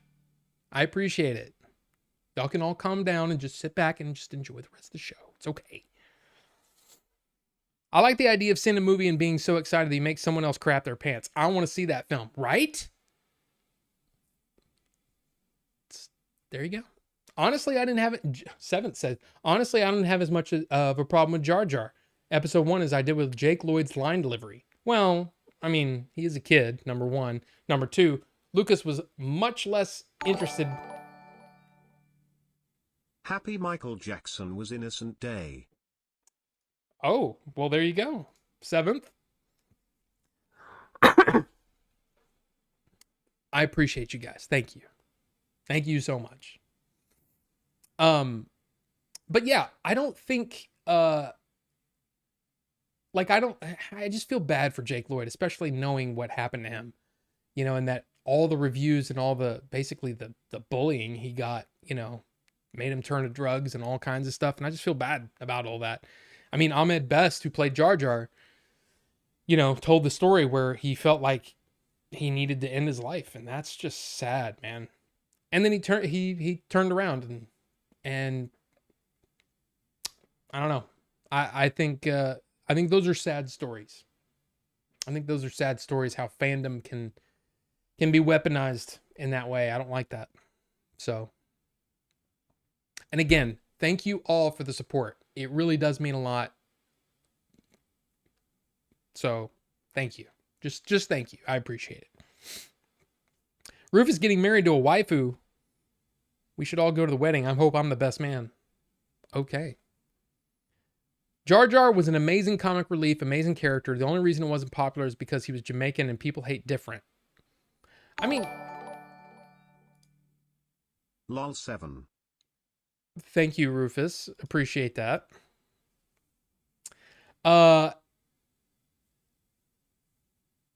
Let's see. Have you seen HAL 9000's custom special editions? And if so, why don't you make a video? Why didn't you make a video on those too? I think I explained myself on the no more fan edits. They're subjective and they're hard to find. Sometimes, you've got a guy like Hal who's basically, he set up a Google Drive and he just has them on there and they're always there. But there's a lot of them that I tried to review, did the reviews for them. And then people are constantly asking me where they are. And I can't tell you where they are. Number one, because it's not legal. Number two, I will make it legal. And number two, they move them and then it goes down and then they're just not out there. And you're like, so it's pointless to do a video on that because of those reasons. So I hope I answered that question. Excuse me. If you buy Justin Yates' new album and put it in your PC, there is a file on it called Unicorn Chaos Madness and Other Atrocities. When you click on it, it's just Justin's massive. Buyer be warned. Really? Is that true? Used to love episode 1. Saw it in the theater, loved so many aspects of it. Went back last year to rewatch and really saw how many issues it had. The nostalgia bug is real. Oh, that's an enhanced CD, Justin. Oh. I don't know, man. There's a lot of episode 1 I really enjoy.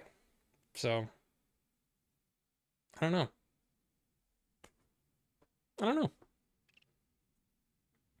I don't understand people who say Disney should have just adapted the Thrawn trilogy. Like what? The actors are 30 years older. I mean, you're not wrong, but at the same time, they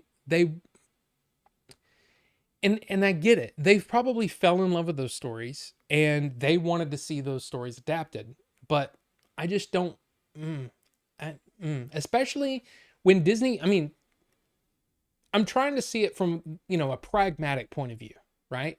Say you're Disney. You buy Star Wars. You own Lucasfilm now. You have all of this material that you could adapt. But the problem with adapting, and you know this as well as anybody, when you adapt something, you're never going to get it 100%. And you're never going to make 100% of the fans of that thing happy. And on top of that, not everyone's read it. So how do you adapt something that is faithful to the book and yet able to be made for somebody who's never read the book? Lord of the Rings is a great example. There's so much stuff they left out. There's so much stuff that they changed. But in my opinion, they tried to keep as close to the spirit of what Tolkien tried to do with Lord of the Rings. And that's why those movies work so well. It's not that it's not because they're faithful, because they're not. But they took the best of what they could and they tried to put it on screen. And I think very much succeeded on that. But there's also things that I don't like about The Lord of the Rings. I don't like the fact that Arwen was the one that takes Frodo to the ford and calls upon the waters to do the horsey thing. That should have been Glorfindel, because Glorfindel is an interesting character and I would have liked to have seen that. But I also understand that there are literally like 3 women in the whole series and they barely have anything to do. And you kind of had to give Arwen something to do, except stand there and be pretty, and then show up at the end of Return of the King. And there has to be emotion there. I mean, I get it. There are things they had to change, but I think they did a pretty dang good job. It's just,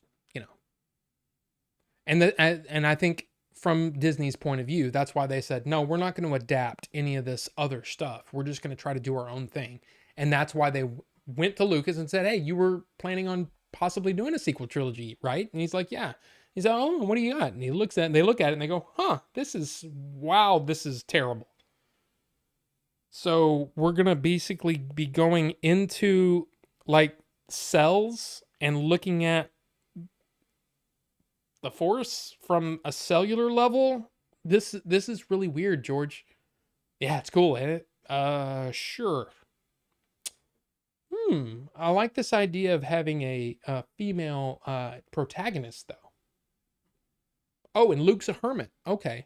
So again, a lot of the stuff that came, it's kind of like they took the skeleton of some of the ideas that Lucas had in his treatment for the sequel trilogy and then did their own thing and tried to make it their own. I don't blame them for trying to do something along those lines. What I blame them for is not having a plan and not sticking to the plan. Because Palpatine was not supposed to be part of the plan. It's obvious. Somehow Palpatine returned is an actual line that they wrote down on paper and said it, made Oscar Isaac say it. And he says it with all of the vitriol that is expected from a line like that. It's terrible. Ryan and genius in the same sentence should be a crime. Look, Wood, I know what you think about The Last Jedi. We all know. And I get it. I understand. Makes a lot of sense why you wanted 2 copies of the new album. Yeah, Rufus. We just saw our back and forth. Good job, Chummer. I can't wait for Rob to read all this 45 minutes from now. Well, joke's on you. I don't know when you posted that. It's going to be gold. I'm so proud of Rob for being so good at reading chat, but I'm disappointed in all of us for talking too much when we know that. I don't have a region-free Blu-ray player, but I want that new Amelie so bad. Convince me to buy both. Well, Justin, what you should do is possibly, maybe, buy an external Blu-ray player that can interface with your Mac and or PC. And then you could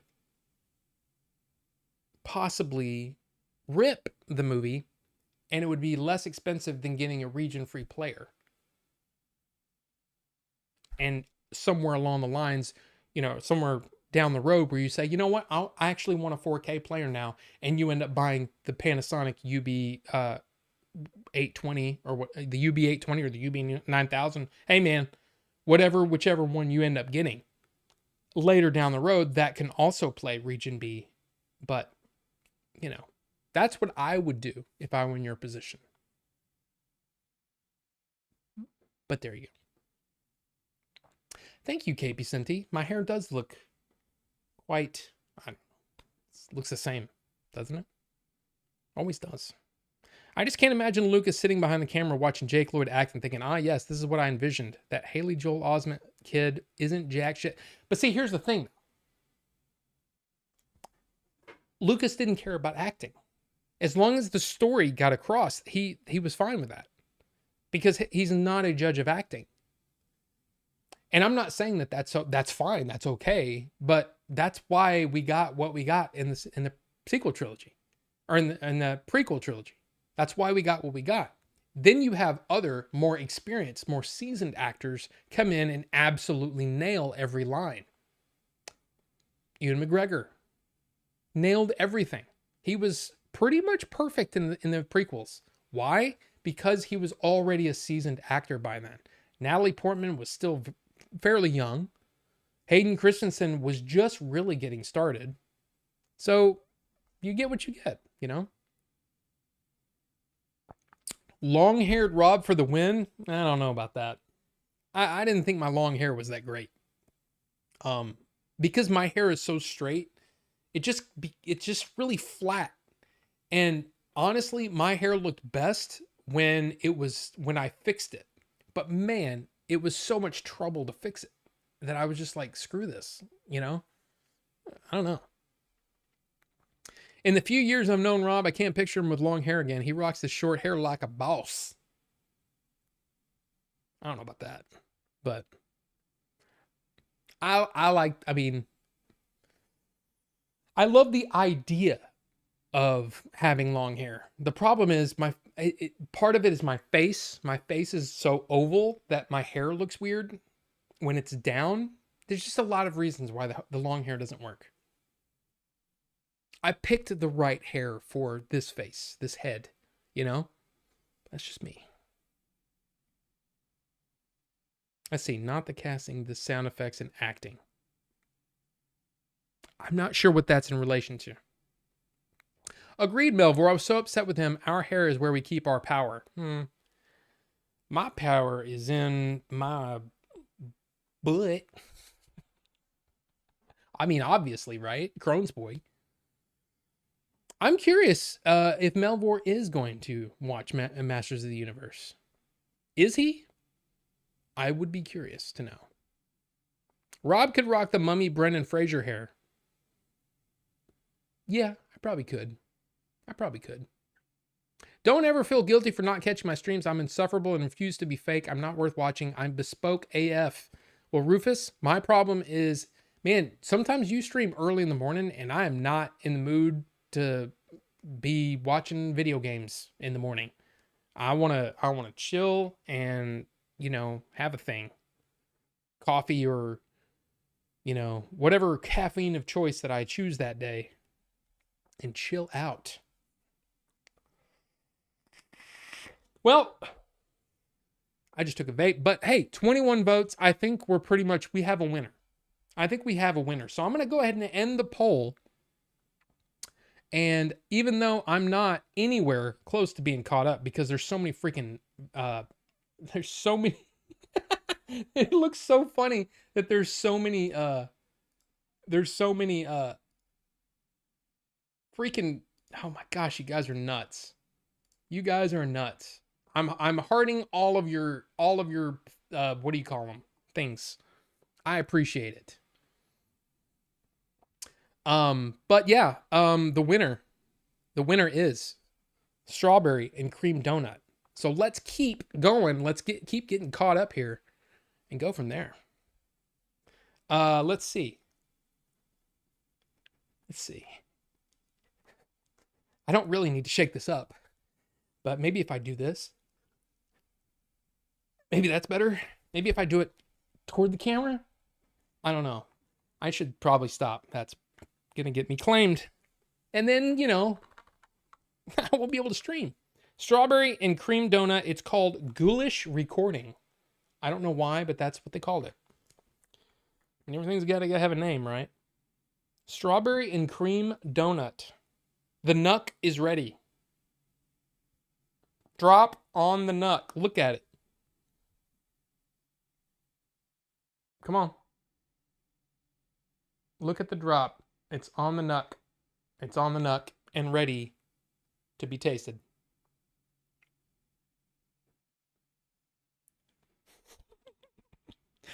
Was that sexy or just creepy?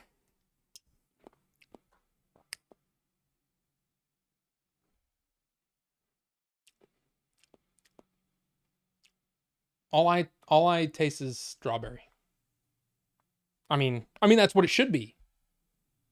But I don't get any cream or donut. Oh, and here's the fresh build. Look at that. Look at how beautiful that is. Look at how beautiful that wick job. I know. We're saying all kinds of terms tonight that people are like, what does that mean? But fresh wick. Oh, I guess I should do this for the camera. Put it on. On there. You get that. You get your wick wet. See, this is where you would expect the what do you call them? Tips to come in. Just kidding. I'm kidding. Don't do it. But anyway, like, man, I love it when you get your wicks wet, boy. And then let's see if we can do this when you can see. And then liquid gets all sucked in. And then you get the vapors. There you go. I mean, it smells great. It smells fantastic, but I mean, I don't know. I don't know. And then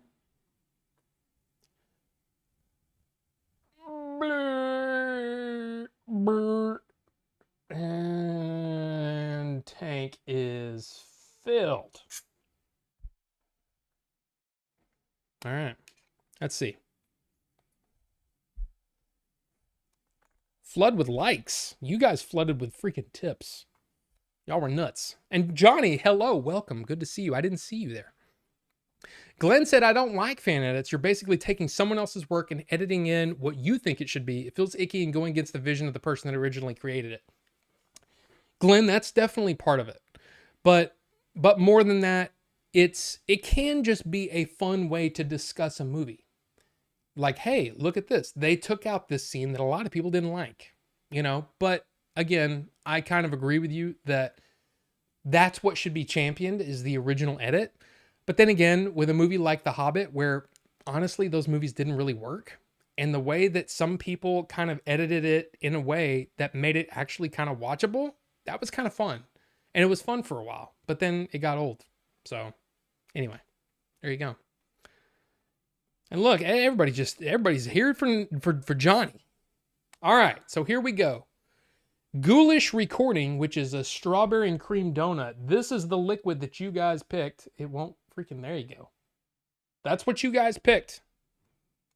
So we're at 75 watts. Let's check it out.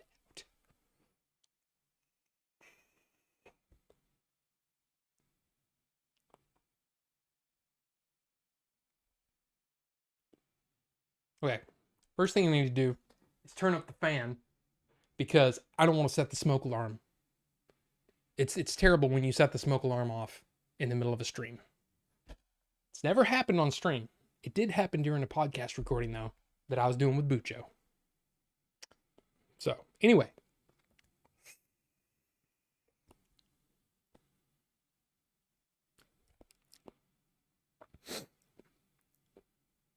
This is weird because I'm not getting donut at all.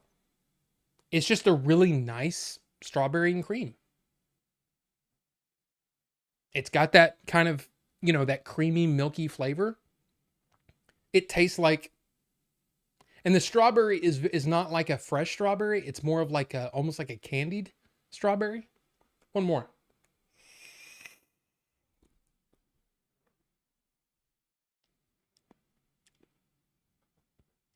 I'm not getting donut at all. Like no donut flavor. See, sometimes I've talked about this before. Sometimes donut flavors are they have like a bready, almost like overly yeasty kind of flavor, and it's kind of gross. And some of those donut flavors are amazing, but some of them are not good. Okay, they're just not good. That has almost zero donut flavor. I don't know if they. What was that? I don't even know what that was. Thank you, I guess. It didn't come through my Streamlabs dashboard. Maybe if I refresh. There was no, I almost said lyrics. There was no text with it. Oh, it was a subscribe. It was a subscriber. Haruko Metsuki. In parentheses, Anakin Skywalker. Subscribed. But welcome. If you're here, if you're watching, hey, thanks. Thanks for the subscription. But yeah, it's like I said, it's basically just strawberries and cream, which is fine. It tastes great. But I was kind of hoping for a donut flavor, like a really good donut flavor, but it's not there. All I get is strawberries and cream, which is weird.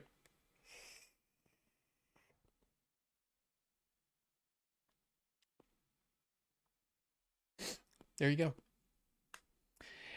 But now we're into we're getting close to all of the you guys going nuts with the tips. But Johnny said, I watched Obsession last night with my son and daughter. They liked it. I thought it was meh. I've actually heard a lot of things about Obsession. I heard that it was like, I mean, especially if you look at the critic ratings and the viewer ratings, they're very, very high over on Rotten Tomatoes. But what I've also heard is that it's a very kind of base level kind of thing, and that, you know, there's a lot of sort of like, you know, be careful what you wish for is kind of like a genre of movies and stories over the years. And we're going back years and years and years and years, you know? And that it's very well trodden. It's a well trodden type of movie. And that this one doesn't really do anything with that thing. Like, it's a pretty good movie in and of itself, but it doesn't really do anything with that. So, I don't know. Actually, Robert Meyer Burnett did a fairly long video talking about it, and it was actually pretty interesting. Even though, like, me, a movie like that, I don't care about spoilers. So I watched the whole thing and was interested to hear some of the things that they do in the movie that he was like, I really wish they hadn't done that, because that opened up this door to this that they never went to and they never explained, and it was kind of a bummer. That is, like, it didn't do enough with the premise. So anyway, One Last Kill felt like they took up the idea of Thomas Jane's short film and threw Disney money at it. I mean, see, I saw all of the other Punisher movies, and all of them were very forgettable to me, so I don't even remember them. I only saw them once. So it's most definitely not Rob's birthday. Well, again, appreciated nonetheless. Obsession is on my list of movies to go see. I like horror movies. Chris, I mean, again, from what I hear, the movie is well made. It's just that story-wise, there was a, you know, again, Robert Meyer Burnett, you may not agree with that guy either. But it's one of those situations where it just doesn't quite do enough with the premise. But there you go. Happy Butt Day, but thank you, Melvor. Thank you, Beat 'em Ups. I mean, again, Rufus, Justin, Seventh, Ninjinzu, Melvor, Squiggles, Staffaux, Ninjinzu, everybody. I mean, gosh, thank you guys so much. I appreciate it very much. I really do. You know I do. I very much appreciate it. And then Glenn said Obsession is the best horror movie I've seen in a long time. So there you go. There you go. Who knows? And Justin said, it's good that we celebrate holidays here at Order 42. Yes. And Shozama said, don't worry, I'll contribute in the voice from Metalocalypse. Nothing. I don't know what that is, but Justin, Shozama, I appreciate you too. See, you've given me the gift of movies to watch. You say, hey, you should watch this movie. And then I watch it and I go, wow, that was awesome. That's a gift in and of itself. In and of itself. And then Movie High Club says top 3 Star Wars fight scenes. It's easy to get caught up when you've already done all the tips. See? Almost caught up, guys. Almost caught up. What are you going to do about that? Huh? It's fine. Thank you. Appreciated. Top 3 Star Wars fight scenes. I mean, I would have to say that my number one. Okay, wait a minute. What is my number one? Fight scenes. Now, see, what do you go for? Do you go for impact? Do you go for how exciting the fight in and of itself is? Or do you go for what does it mean to the story? You know, because I mean, I would say that the most important fight scene in the history in all of Star Wars is, you know, Luke and Vader in Return of the Jedi. Right? I mean, we're basically fighting for the soul of the galaxy. So I would probably say, from that point of view, I would say that one. Danusian. Wait a minute. Wasn't that one from earlier that didn't get read? From Staufaux? See, something, man, y'all really broke it. Good job, guys. Y'all really broke it. So yeah, that one. And then probably... So I would say that, then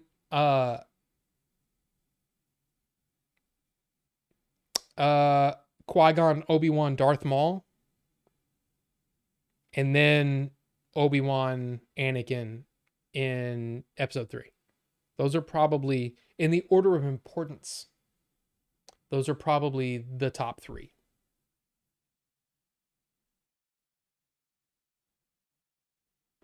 I'm going to go with that.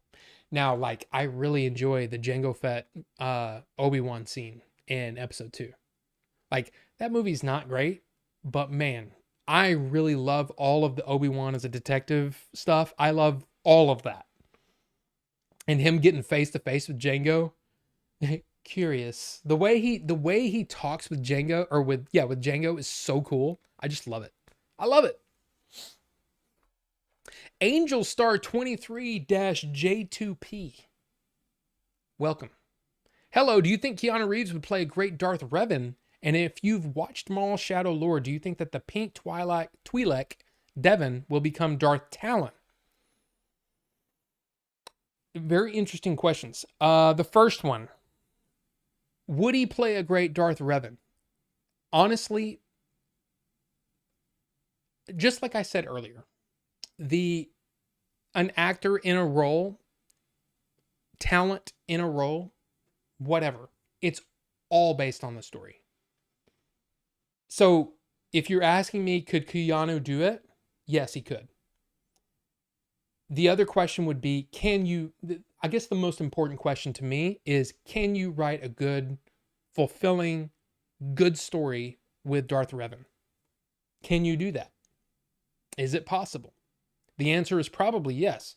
But then, only then, do you start thinking about casting. You know what I'm saying? That's the way that I look at things. It starts with the story. Story is absolutely number one most important thing. If your story sucks, doesn't matter how good or bad your actors are. The story has to deliver. And then of course you have to have those characters, or those actors play those parts, correctly. You have to have a good director that can pull out the best performances from those actors, whether that's through rehearsals, whether that's through, hitting them over the head with a stick, whatever it is. Which, again, stories from old Hollywood, some of that happened. I mean, especially you think about what Kubrick did to Shelley Duvall, and it's like, that's awful. But wow, what a great performance. You know what I mean? It's a fine line. It's a fine line. But what I'm trying to say is, yes, it's possible, but you have to start with a good story. Do I think the pink Twi'lek Devin will become Darth Talon? I did not think of that. It is absolutely possible. I do not think Disney would ever go there. Because I'll just say, if you look up images of Darth Talon, that's going in a direction that I just do not think Disney would go. But we are also under Dave Filoni at this point. And who knows? Who knows what Dave Filoni would do? We don't know. We don't know yet. We can look at his past and go, yeah, of course he has a thing for Ahsoka because he helped create her. And yes, there's probably going to be more Ahsoka coming soon. Absolutely. But what will he do beyond that? I don't know. Is Darth Talon an interesting character? I know nothing about her other than the very suggestive pictures that I've seen on the internet. I'll just leave that there. And Con Benjamin Luke said, I just meant, why didn't you review those at the time you did the other 2 videos on how? Oh. I don't know. And I'm trying to look and see what you had asked for.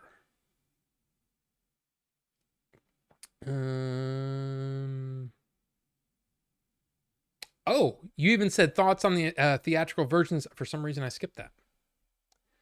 Thoughts on the theatrical versions of the original trilogy coming next year. I mean, let's go. I mean, I think all they've really committed to was A New Hope, but I will be there for sure. Okay, I must Have I seen custom special editions? And if so, why didn't you make a video? Oh, maybe it's just because, like, again, I think about, if you're talking about the custom special editions from the original trilogy, part of that is I think that those movies are great and I don't need alternate versions of those. I mean, sure, there's things that you could move around, there's things that you could, add in from deleted scenes. There's all kinds of things that you could do. I just don't think you need that. I also think that for the most part, the special editions were really just a way for him to uh, test out technologies for the upcoming prequel trilogy, at the same time helping to, make a little bit of scratch that would make episode one, the making of episode one, hurt a little less. So I honestly don't care about the special editions. So I hope that answers your question. But yeah, I don't think that it's necessary. The special editions didn't need to happen. Are there some things in there that are really cool? Yes. Are there some things in there that I really dislike? Yes. Do I think they were necessary? Not at all. Other than the restoration of the movies. And hopefully this original trilogy, in its original format for, IMAX and 70 millimeter or whatever they're going to do. I don't know exactly what they're going to do for A New Hope, but I hope that it is something that they will release. Of course, I want the original trilogy remastered in 4K, original versions. And honestly, I've seen those movies so many times. And this is going to be one of those things that some people will disagree with, but at this point in my life, I don't need to watch Star Wars again. I mean, of course, I'm going to go see it in the theater because that's going to be a brand new experience for me. I've never seen the original version of Star Wars in the theater. I was too young. It came out when I was 1. I might have been there and I might have, my eyes might have seen that, but I don't remember that. So I would love to see the original version of the movie in the theaters. Yes. But do I need to watch those movies over and over again anymore? No, not really. They're all up here and here. They're not here. This is my heart, and it does no thinking because it pumps blood. All the thinking's up here. But you get what I'm saying. I've seen the movie so many times I could almost recite the whole movie. I don't need to watch it ever again. Yes, I will buy it if it's on 4K disc, and I will be the consumer of those things, but I don't really need to see them again, if that makes any sense. But also, it's kind of like with something like that, I don't think, I mean, sure, you can make custom special editions that take out some of the bad stuff. Like, honestly, the Jabba scene is completely pointless now. And I'm talking about in A New Hope, it's completely pointless now because the whole point of that was to try to make a new creature and all that stuff. But then they wrote the Greedo scene to cover that same information. And now you've got 2 scenes that cover the exact same information, almost the same lines being said in those 2 scenes. It's just not necessary. So I would take that out completely. But anyway. Sometimes ignorance is bliss. Several people I know saw Ready Player One, loved it, bought the book, and hated it. Also, somewhere out there are middle-aged men who loved the 70s live-action Ghostbusters show, went to see the movie in 84, walked out because there was no gorilla. Yes. Yeah. It's basically any adaptations on anything. There's going to be people that are going to love it. There's going to be people that hate it for whatever reason. You can't please everybody. And I think that Disney was right to go their own path with their own characters. I just wish they had planned it all out in advance and not bowed to the pressure of a bunch of hateful people online. I also, even though I applaud the efforts of those people who did so much to get the Snyder Cut basically made, you also have to understand that what you basically did is you gave those people perceived power. by using that whole movement, not everybody involved in that movement was doing good things. So it's kind of a weird situation. You know, fans can be great, and they can also be, well, the fans of the Snyder Cut. A lot of the fans of the Snyder Cut, not all of them, but there are a lot of people that are just like, now they just hate anything James Gunn does because it's not Snyder doing it. And they think that if they are loud enough and mean enough, that DC will bow down to them again and say, oh, you're right. Let's just fire everybody involved in this new DC that we're doing and just give it all back to a guy who made movies that didn't do well for us. So, yeah. I highly doubt the wheels were in the sequel treatments he sold to Disney. He's not naive enough to think they'd do that. It's just what he would have done himself if he'd done them. Well, maybe. I mean, who knows? I mean, I don't think we'll ever know exactly what treatments he gave them and what they used and what they didn't. But the whole idea of Luke being a hermit is something that he talked about years and years and years and years and years and years ago. Because Mark Hamill did an interview, I think, after Return of the Jedi, like in the 80s, where he said, yeah, Lucas told me once that he envisioned that at a certain point he would do the prequels, and then he would come back and do sequels to 4, 5, and 6 to Return of the Jedi, and that I would be a hermit like Obi-Wan was in Episode 4. And I would be the old man, and I would basically take a back seat to these new characters. He said that in an interview.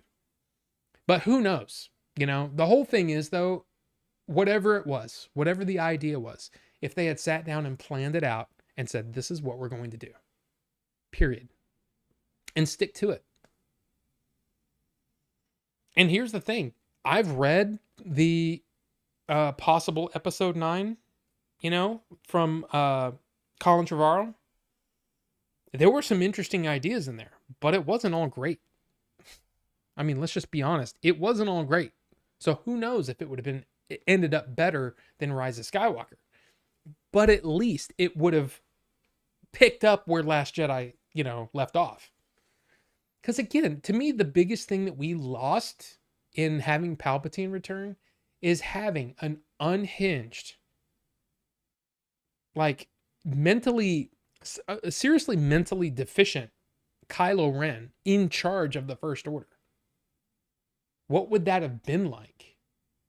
How bad would he have been? How much would his subordinates? I mean, he already what's his face? Donald Gleason's character. Donald Gleason? Brendan Gleason? It's Donald, right? Anyway, you know what I'm talking about. You know what I'm talking about. In Last Jedi, he basically goes for his gun, and then Kylo Ren starts to wake up and he takes his hand off his gun. I mean, he's already wanting to take control. So what would it have been like the rest of the First Order, the rest of the admirals or whoever, would they have tried to overthrow him? So not only is Kylo Ren having to fight, the resistance, but he's also having to fight his own hierarchy of, admirals and generals and all that kind of stuff. That could have been really, really interesting. But they decided, nah, we'll bring back Ian McDiarmid and go from there. And it was just bad. So, anyway. You know what's even worse? Somehow Palpatine Return was a line change and a reshoot. How bad was the old line? Vince Russo? I don't even know who that is. Who's Vince Russo? I was never okay. I mean, yeah, kind of. I suppose. I mean, maybe. Sure. Who had better movies, Stallone or Schwarzenegger? Man, did I just get caught up? Like completely almost caught up? Wow. I guess so. Uh, in my opinion, I would say Schwarzenegger. There are more Schwarzenegger movies that I think are classics versus Stallone, but there are still a lot of Stallone movies that I really like. In fact, I've got the 4K Rambo set from Amazon coming at the end of this month. I'm excited for it. Rob is one tongue stuck out away from the worst money shot I've ever seen. Oh, I'm sure there's already some AI stuff being built already just from that. Seven said, least I can do for convincing me to get back behind the keyboard. Hey,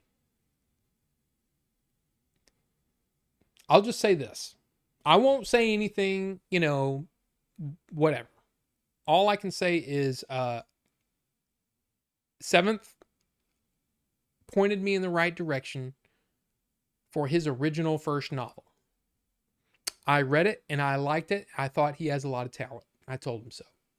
This was how many years ago? And I said, man, you should write again. If you get the idea, you should write again. And guess what? He's writing again. So I'm very excited to see that. And yeah, I mean, I think to me, talent should be cultivated. And who knows? Maybe he can find himself an agent. Have him get in there with an editor, and man, who knows? Who knows? So I appreciate it. And it's not needed. I'll just say that. All I did was say, hey man, do the thing again. Do the thing. That's where do the thing comes from. It's just do the thing. Episode 1 lightsaber fight is the nicest. I mean, as far as I would agree that as far as intensity, absolutely. I was thinking of what do you call it? Like importance, you know what I mean?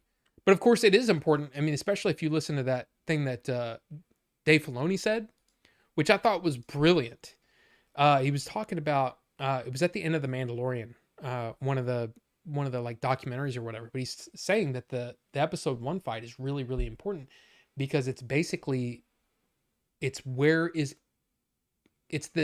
future of Anakin is in play here. And if Qui-Gon does not die, that it's possible that that Anakin would never have turned to the dark side. And I thought that was really, really interesting. So I think in a way, I kind of believe that. I kind of believe that if Qui-Gon didn't die, then it would have been a totally different situation for Anakin. I mean, who knows? Who knows what would have happened? But it's very interesting, though, if you think about it that way.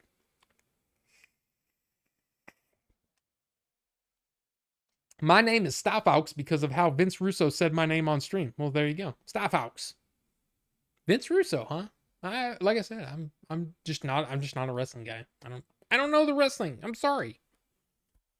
Real quick, I want to show off the only movie set that I watched this week. It was the Gene Kelly collection. And I have to say, I was a little perturbed because I had just finished, if you remember last week, I just finished the Judy Garland collection, which was 6 movies of Judy Garland. That's a lot of Judy Garland. And guess what? The first 2 movies in the set were Me and My Gal and The Pirate with Judy Garland. And I'm like, oh crap. But man, those were fun movies. I enjoyed both of them. Me and My Gal, yeah, it was fine. But Gene Kelly is just amazing. He's got to be my favorite as far as like one of those people that can do everything, that can dance, sing, act, and all that stuff. I think Gene Kelly's the best. And An American Paris was good. But of course, Singing in the Rain. My God. If you have never seen Singing in the Rain because it's a musical, I'm going to tell you that Singing in the Rain is probably the best musical ever. I can't think now if you look up the best musicals, there are a bunch of movies and a lot of them I've never seen. So I could be completely wrong on that. All I know is I love Singing in the Rain so much. It brings me to tears. It's so good. Debbie Reynolds, the mother of Carrie Fisher, is like 19 or 20 years old. The talent that she has at such a young age is unreal. It's so amazing. And on top of that, Donald O'Connor, right? Yeah, Donald O'Connor, amazing. With Gene Kelly, this is a fantastic movie. If you've never seen Singing in the Rain, stop what you're doing. I mean, maybe not stop the stream, but you need to watch that movie. It's that good. It's really, really good. It's available on HBO Max, I know. And then the only movie that I got in this week is 100 years old this year. It is the 4K release of The General, Buster Keaton. Now, this is another one where if you haven't seen this, seek it out.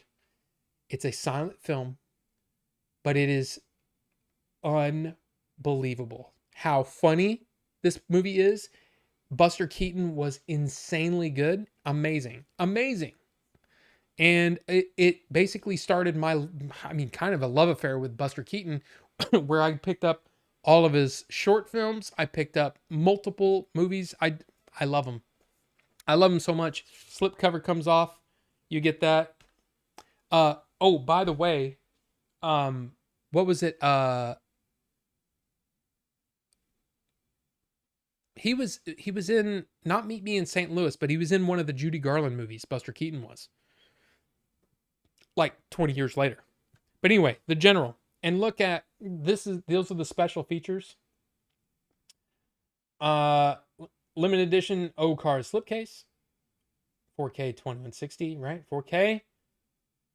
HDR, Dolby Vision HDR.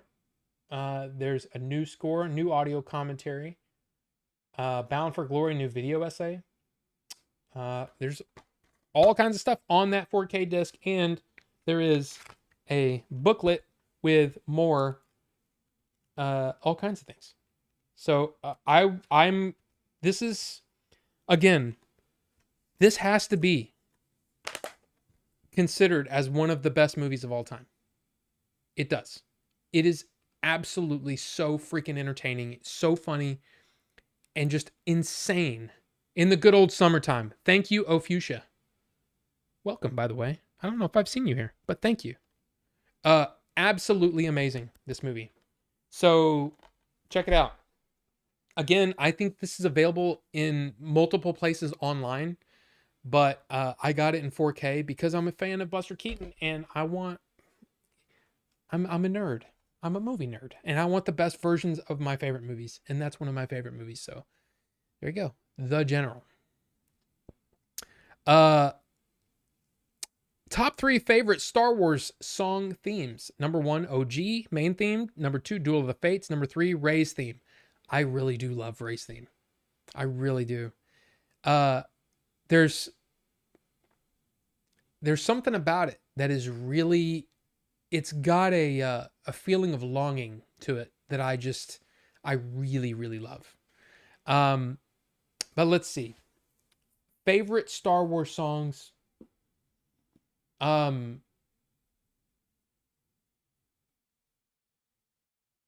Yeah, the OG, well, basically the Force theme. Well, no, not the Force theme. I guess it's Obi-Wan's theme. I guess what you mean is the OG, like, da da da da da da da. Yeah, of course. Amazing. And then probably after that, God, that is so difficult. Because you've got Yoda's theme that I love so much. You've got the Imperial March that I love so much. You've got in episode 1, of course, Duel of the Fates, but then there's also the Trade Federation when they get to the planet. That march. Dun, dun, dun, dun, dun, dun, dun, dun, dun, dun, dun, dun, dun, dun. I love that. That's so cool. It sounds ominous, and I love it. And then of course, Across the Stars, in episode 2 is actually really good. Episode 3 has I can't remember the name of the song.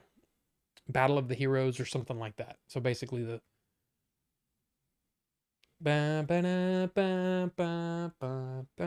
I like that one too. But then you go, dude, Return of the Jedi, the Emperor's theme.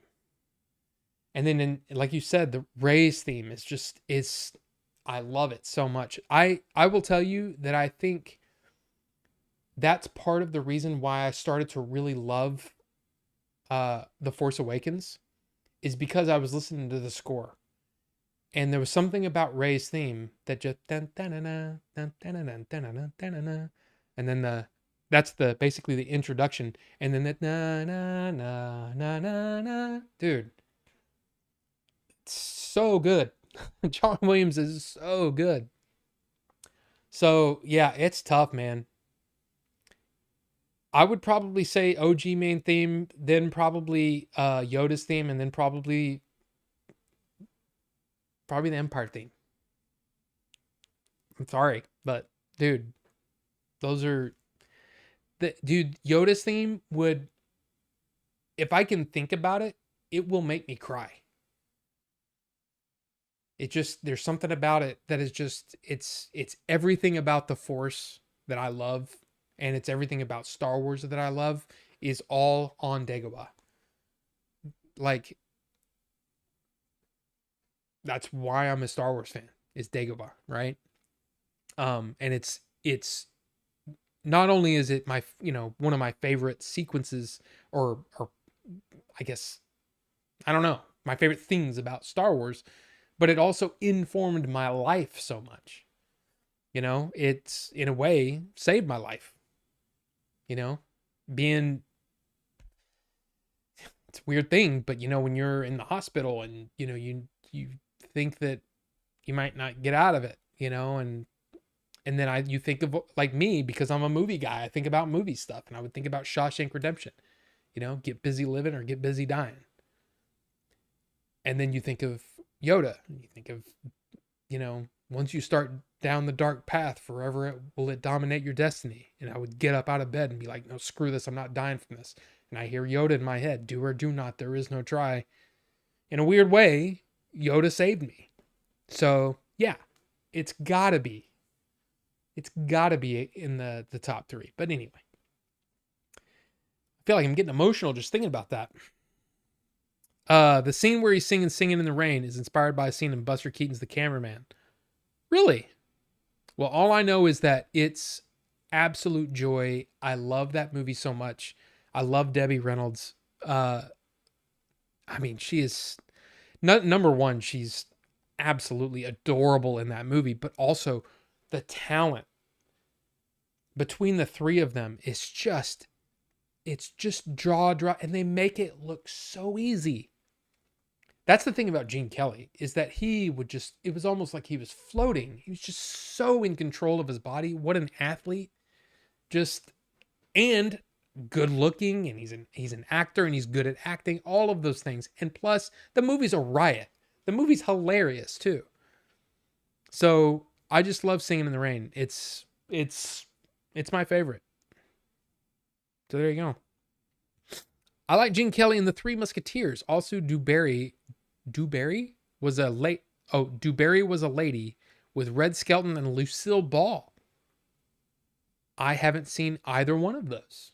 In fact, I think the only Gene Kelly movie I'd seen up until this, well, up until the Judy Garland one, because there's Summer Stock. I watched Summer Stock with him in that too. That scene in Summer Stock, dancing with the newspaper and dancing with the creak in the floor, it is phenomenal. He's so amazing. But yeah, dude, The Three Musketeers is a classic story. I love Three Musketeers. So maybe that one I should check out. Oops. Real quick, I do want to bring attention to this, because the Clone Wars is kind of really important to me. I love the Clone Wars, and loved it so much that did a podcast with Bucho about every single episode of the Clone Wars. So I heard this man's voice many a time. But yeah, Tom Kane did die this last weekend. It was sad. I died on Monday, actually. But yeah, I mean, he of course was the the voice of Yoda and Admiral Yularen in Clone Wars. He was Professor Utonium in the Powerpuff Girls, but many voices. He will be missed. He will be missed. And I also wanted to bring up, hey, thank you, Warehouse Dave. He follows trends. Well, thank you, Warehouse Dave. Appreciate that $5 donation. I appreciate it, sir. Thank you. But also wanted to bring up this. This is a first edition, first impression of The Hobbit, meaning this is the original UK George Allen and Unwin The Hobbit first printing. Okay? This went on auction apparently on May 13th. It is let's see. At the Heritage Auction Sale of Books from the Aronovitz Collection of Important Science Fiction Part 1. This was, again, first impression, meaning it's the very, very first printing of The Hobbit in 1937. And it was in excellent condition, as you can see. Very, very nice condition. Pre-sale high estimate was $180,000. It sold for $450,000. A first edition, first print of The Hobbit. $450,000. Only 1,500 copies of the first impression. This was actually kind of interesting too. Condition: spine just leaned, pale toning to end leaves, dust jacket unclipped, spine toned, light edge wear, a few minor chips at spine panel head, and folds. A beautiful example of this fragile dust jacket. The thing is, this book did not. I mean, think about it. This book survived the bombings of World War II in England. It survived almost 100 years in this condition is unbelievable. $450,000. I just thought that was interesting because I'm a nerd and I like that kind of stuff. I also, let's see, did I do this right? I may not have. I did not. But who cares? I'm going to hit this button. When we were talking Star Wars, I should have brought up, well, all the Star Wars characters. Now, what's funny is I was looking for like a big panoramic image of all the Star Wars characters.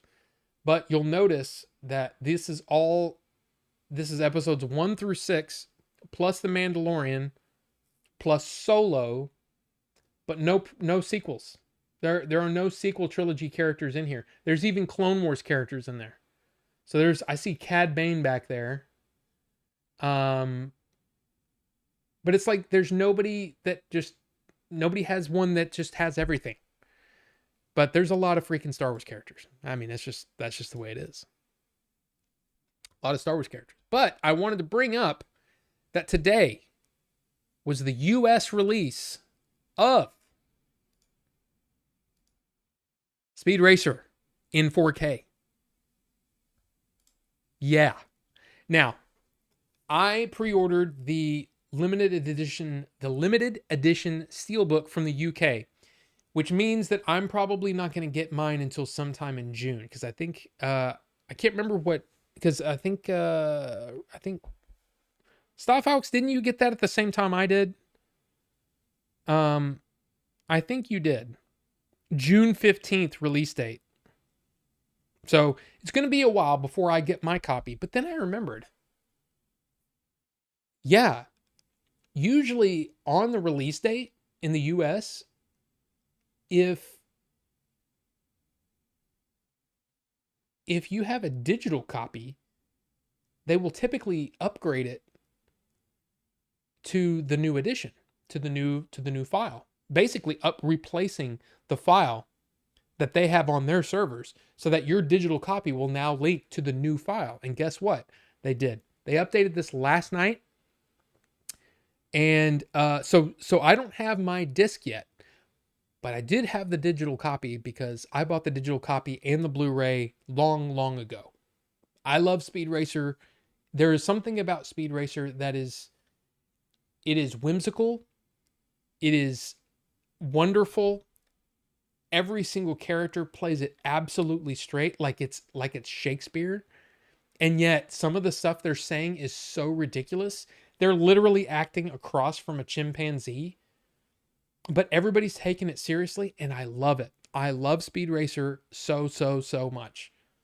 It's my favorite Wachowski's movie. Like, better than Matrix? Yeah. I've watched Speed Racer probably, I would say, at least 3 times more than I've ever seen The Matrix. Maybe more. I've seen Speed Racer so many times. It's actually kind of dumb how many times I've seen Speed Racer. Anyway, so I turned on the digital copy last night to check it out, and I immediately was blown away by the Dolby Vision, the new score, the new Atmos track. Unbelievable. I am in shock at how good this movie looks. I was kind of expecting a half-ass, not quite, almost like, like what people saw from the Terminator 2, or even like True Lies or whatever, where people were kind of complaining about things. Every scene I looked at was gorgeous. Gorgeous. So I am so excited to have it on disc, because on disc it's going to look even better, and it should sound better as well. It's probably, most of the time, honestly, the sound between what you get from like a digital copy on iTunes or whatever and what you get on a disc, the only difference is that this is going to be higher, right? So you won't have to turn up my receiver. I won't have to turn it up to say 55 for it to sound really boomy and awesome. Over here on the disc, it'll probably be down at 40. And if I turn it up to 55, it's going to be shaking the walls. You know what I mean? And dishes are going to be rattling and stuff like that. It's awesome. But I love Speed Racer, and I'm so happy that it looks like they really did the movie justice. So, yay. Yay, yay, yay. So there you go. Speed Racer. And then also, I don't know when they released it, but I saw it today, and I wanted to talk about it today. And that is the new trailer for Lanterns. This is another situation, guys. I understand that you may be tired of seeing the same sort of comic book story. I get it. This show looks awesome, though. This is a comic book story, and it looks awesome. Plus, I'm a big fan of the Green Lantern. Ever since I started watching those, a long time ago, I bought those animated movies, the DC animated films, like a collection of the DC animated films. And I'd seen a bunch of the Green Lantern stories for the first time. And yeah, I love both of these characters, and both of these actors are perfect for them. I'm really excited. I'm really excited about Lanterns. And I get it. I understand. There's people that are like, I'm so thick of comic book stuff. I get it. I totally understand. But I'm a comic book nerd at heart.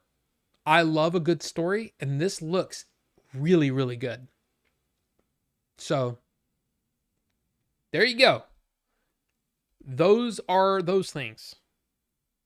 The last thing that I wanted to show isn't really anything, like, I'm not like super interested in this, but I found it really interesting. For those of you guys who are fans of the Game Chasers, if you've watched Adventures in Game Chasing, there is a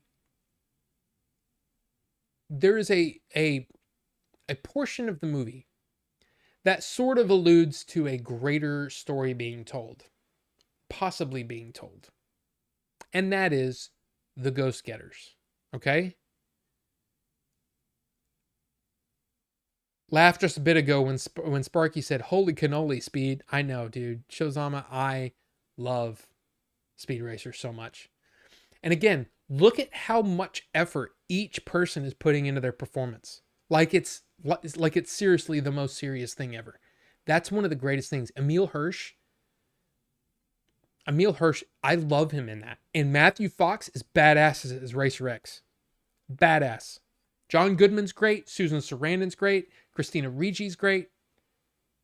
I can't remember who Sparky is, but he's great. The little kid who's playing Spritle is great. I love Chim Chim.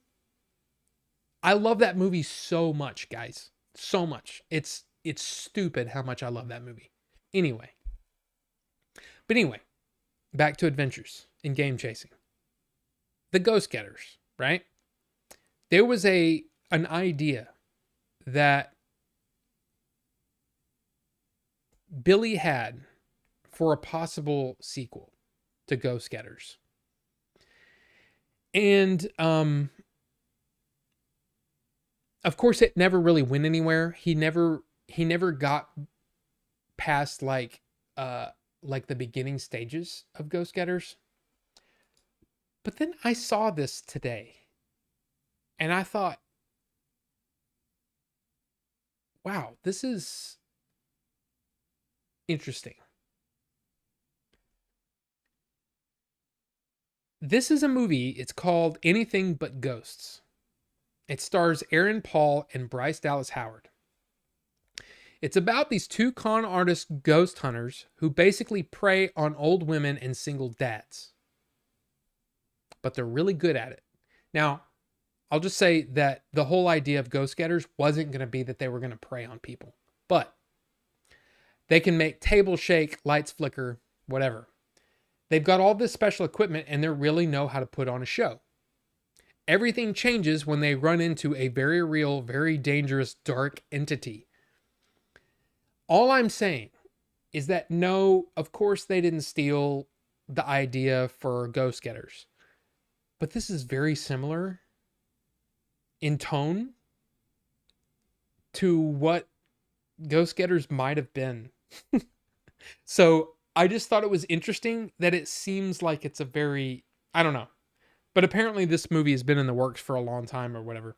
It says, oh, no. It didn't say anything about that. But anyway, I just thought it was interesting and I wanted to bring it up because, like I said, it's kind of very similar to the idea.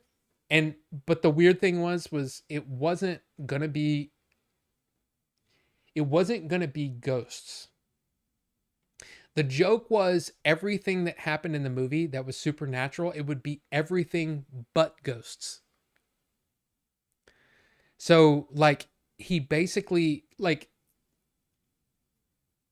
yeah, anyway. And the joke was they're called the Ghost Getters and there wouldn't be any ghosts. They would be fighting all kinds of things and having to deal with all kinds of things, but none of them would be ghosts. And it was kind of a funny thing. But anyway, there you go. I just thought that was interesting and I just wanted to bring it up to you. Okay? So there you go. Now let me see. Do I have everything? Speed Racer out today. Digital copy updated. I talked about that. Auction news. Talked about that. Anything But Ghosts. Yep. New Landers trailer and Star Wars. Dude, we covered everything. And I covered this stuff. And you guys donated an insane amount of money for some reason. I still don't understand. I know Wood started it, but yeah, you guys are nuts. You guys are nuts.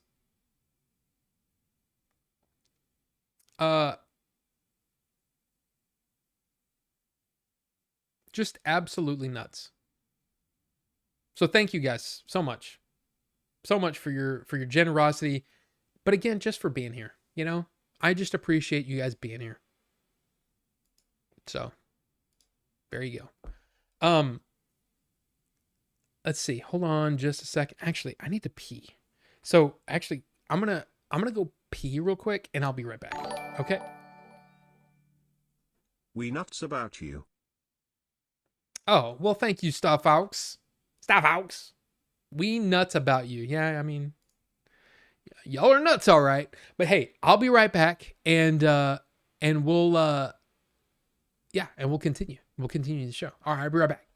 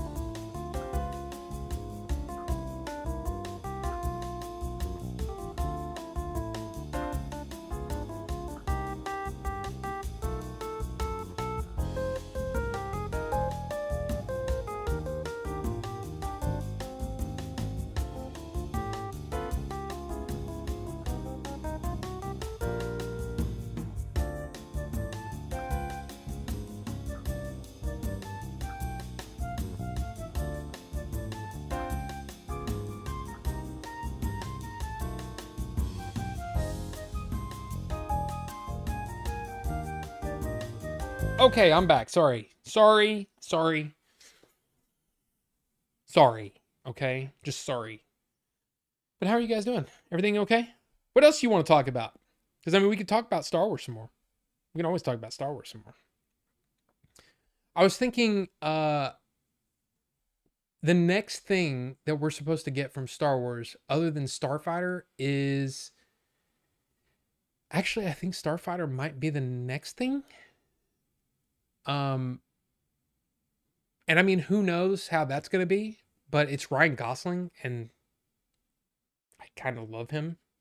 So I don't know. Who knows? Um, but yeah. Let's see. I'm behind on the chat. Did I say hi to Wesley? Yes, hi.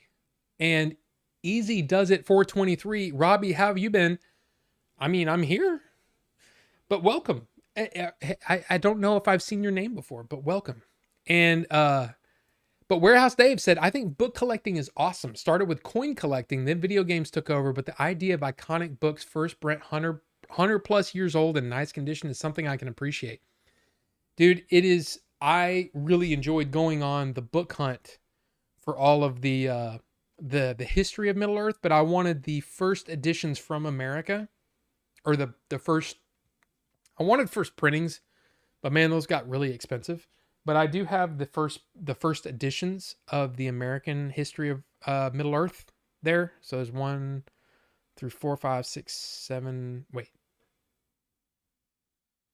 Oh, there's one here. There's one, 2, 3, 4, 5, 6, 7, 8, 9, 10, 11, 12. There's two green ones over here.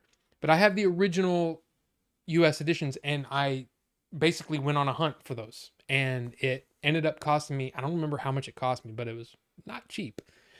And I think I averaged around $30 per book. I mean, some of them I had to spend a little more. Some of them I got for really cheap. And they're not all first first printings, first impressions. I don't think, honestly, it doesn't really matter. And at a certain point, I just said, you know what? I'm just happy I have the original first editions. That's what I wanted. And it was really fun. But then it got to where it was like, okay, I'm kind of losing my the love for it. And it in a weird way, it kind of mirrored the Game Chasers, because they were getting tired of going places and spending a lot of money or a lot of time to get to a place, and you get there and there's nothing there, and it got old really fast. So what I ended up doing is I toward the end of my book collecting, I started just getting editions I wanted off of eBay. And so I have multiple copies of these books.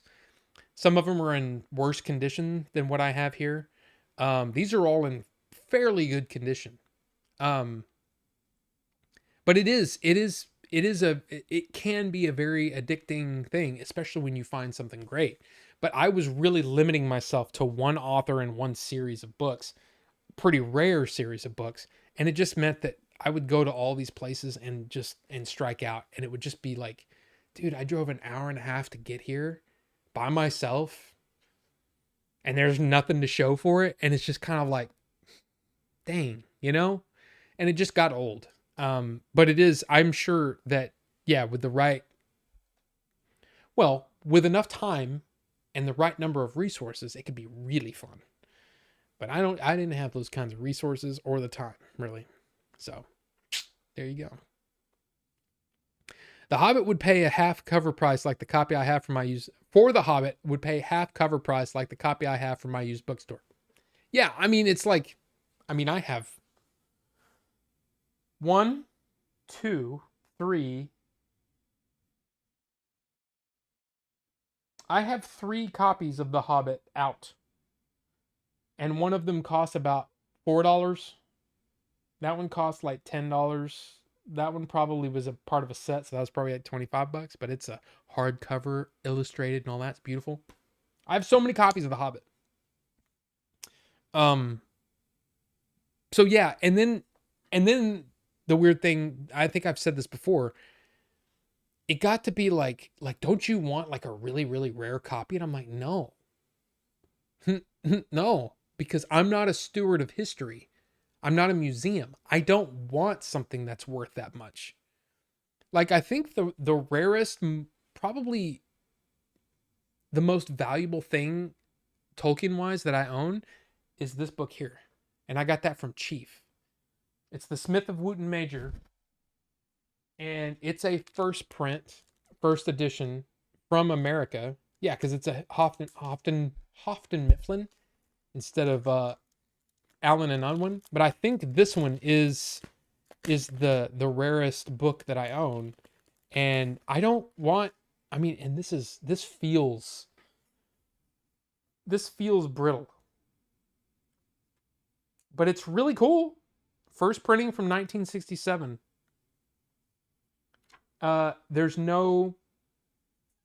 What's amazing about it is that there's no writing in it. There's no, because a lot of these books were given as gifts, and they'll write their names in it, or write the person that they're giving it to. This is a pristine copy from 1967. I don't want anything rarer than this. Like, I don't need, like I said, I'm not a steward of history. This is as cool as it gets for me.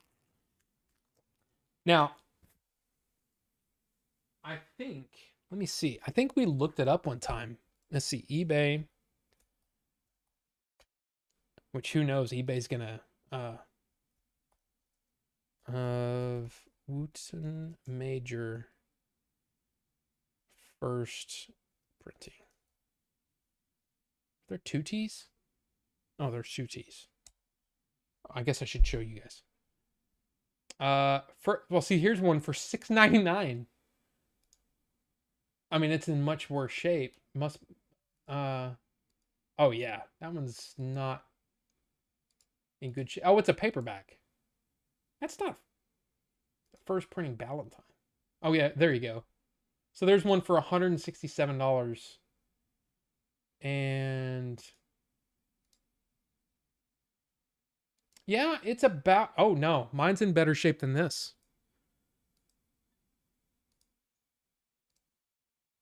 And it's got crap written in it. Dude, mine's worth more than that. So that's the rarest I need right there. Actually, that one looks really nice. I mean, that one looks really super nice. That one actually looks better than mine. And it's 120. So yeah. Anyway, so that's as rare as it gets for me. I don't want anything more valuable than that. You know what I mean? I just don't.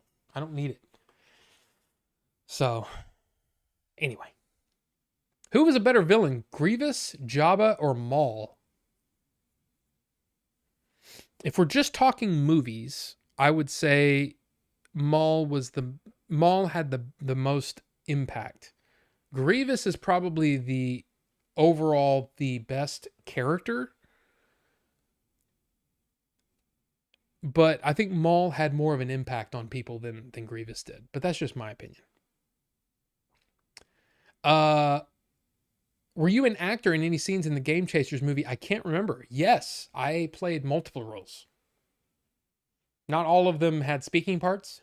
I had two speaking parts, technically. I was the voice of the troll at the beginning or in the middle of the movie when Eric is hallucinating. I'm the voice of the troll. Tires. And you hear me laugh for a little bit. I'm like, it's almost like a Beavis laugh. But then I'm the guy toward the end. I was like, oh, the own game store, you know. And then I'm standing next to Dave in the party toward the end when he's miming hitting the dude with the pan. And then I'm trying to think. I'm also the guy wearing the stormtrooper helmet with the TIE fighters. But I've got the helmet on, so you can't see that it's me. Also, my feet are in multiple shots. I'm basically all over the movie because I was one of the few people that was readily available to help out with the movie, with the reshoots. So, yeah, there you go. Wesley says, it's your voice. It's very soothing and calming. Well, I appreciate that. But part of that is this amazing mic and my amazing USB interface. Both of those help to make a voice sound rich and deep and you know, good. So there you go. I appreciate though. Are they remaking the original trilogy Star Wars? No, they're just going to release the original Episode 4 A New Hope, which is technically only going to be called Star Wars because it's not going to say Episode 4 A New Hope at the beginning of the crawl. It's literally just going to be the crawl will start. Star Wars, it'll fade out, and then the crawl will start. No Episode 4, no A New Hope. The original version of that movie did not have Episode 4 and A New Hope in it. So that's what will be released in theaters next May. And it will be the untouched, restored version of the original version of the movie. I think that eventually someone will remake Star Wars. And honestly, the way that I think that they should do it is they should remake it in animation. And they should do it. Number one, you can get voices, whoever, but you can also, there's going to be things that you can do to make the storytelling more, what do you call it, more dynamic, without leading to an exact duplicate of what Lucas did. I think you can really take some risks in animation and tell the story in a new dynamic way without, being like a complete ripoff of A New Hope or Empire or Return of the Jedi. I think it will happen eventually. I just don't know when it will happen. It'll happen. A lot of people will say, oh no, they'll never remake it. Whoever owns the rights, whether it's Disney or whoever else down the road, somebody's going to remake Star Wars. I think they should do it animated. And I think you did it with computer animation, and not in the, like, to me, the style of a lot of like anime would be really cool. Like high dollar anime too, not this, 10 frame a second or 15 frame second. I don't know what the typical FPS of an anime is. But I mean, of course, the more drawings that it takes to, to do it, the more expensive it is, the longer it takes, all that kind of stuff. I think they should do a high dollar anime production of the original trilogy, and it would be awesome. And the reason that I think that is because if you've seen, I think it's called Star Wars Adventures, and it was a YouTube series where they basically took matching themes from multiple movies, multiple scenes from movies that had, similar themes, and the way that they edited it together with animation. I follow trends. That was a while ago. Man, you guys really broke Streamlabs, because that was like an hour ago. Well, maybe not an hour. That was a long time ago though. But anyway, yeah, is really cool. And so cool that it was like, I want more. And I watched all of the ones, and they're all like, they're very, very short videos on the Star Wars channel, or I think it's just the Star Wars, just the original Star Wars channel. But really, really cool stuff. Let me see. Star Wars Adventures. Yeah.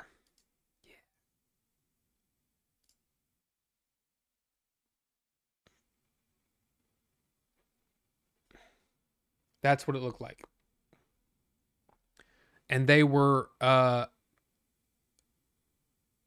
dude, I mean, look at that.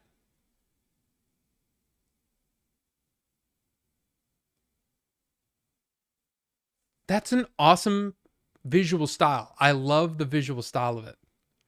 But they did stuff from the original trilogy, from the prequels, from the sequels. Dude, I loved it so much. Galaxy of Adventures. That's what it's called. So check that out. And you can see what I'm talking about. I love that. And if they were going to ever remake Star Wars, that's what they should do. But I ordered one of those little bitty Yes welders and a new exhaust for my Honda, stoked to try both out. I mean, okay, I don't even know what the Yes welder is, but there you go. Good Morning is my favorite Singing in the Rain song. I sing it all the time. Good morning, good morning. It's great to stay up late. Good morning. Oh, yeah, hell yeah. Hell yeah. But I get all of those songs stuck in my head, though. Make them laugh, make them laugh. Ah, so good. Such a good song. It's a great movie. Singing in the Rain's a great movie. Book collecting can be a rabbit hole, but a fun one. Absolutely. And it's like you can it's almost like, to me, it's more fun if you set barriers, you know? Because when you just start buying everything, then you end up with a bunch of stuff. And what I ended up doing is I ended up buying anything Tolkien I could find. And then you end up with a ton of one book, or, you know what I mean? Like, I have so many copies of books that there was my nieces and nephews were over, and I was like, hey, you want some of these? You ever read The Hobbit? And they're like, no. And I said, here, pick one. And of course, I gave them one of the ones where it was kind of a duplicate of one of these. Not one of my my favorite copies, but yeah. So I gave away 2 or 3 copies of books to them, and I mean, and that's what's kind of fun. But at the same time, I don't know. I fell out of love of it, with it. Because then I was buying Stephen King stuff, and then I was collecting. Well, I talked about this many times, but they're the permabounds. So like this right here. This is a permabound version of The Hobbit, and this matches the original version of the original time that I read The Hobbit was like this. So this is basically the paperback of The Hobbit, hardbound, and this is for schools. So permabound is the name of it. And usually on the inside of these, it will show a school. And these were discarded by the library at some point for whatever reason. And a lot of times, these are in terrible, terrible shape. They make these so that kids can throw them in their backpack and they won't get destroyed. This one is fairly used, but this one is in very, very good condition. But I love these because for some reason, there's something about a hardback book with a really nice cover. Like, I love this. I've always loved this painting of the Hobbit, and it's because I love the eagles. The eagles are, I just love the eagles. But I love the fact that it's printed on a hardback book, and there's no paper to get messed up or anything. So I got, oh, it's over here.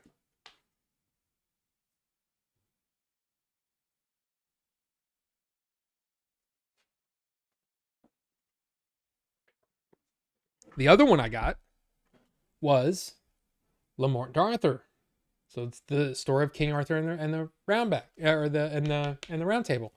This one's made by Turtleback, so that's the other big company that does these. But you can also tell this is an old copy, a very, very old copy. And let's see. Oh, this was an actually library book.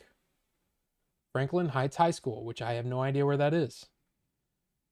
But yeah, it was only checked out 4 times, which is why it's in pretty good shape. But you can actually see where the label was and all that. But what's even cooler, this is why I got into some of the collecting stuff. What was even cooler than that is finding one that had literally never been read. This is an absolutely pristine condition, perfect condition, no bends. This is like one of the best ones I have. I also have, forgot I had this one. Wait a minute, what's this other one? Hold on.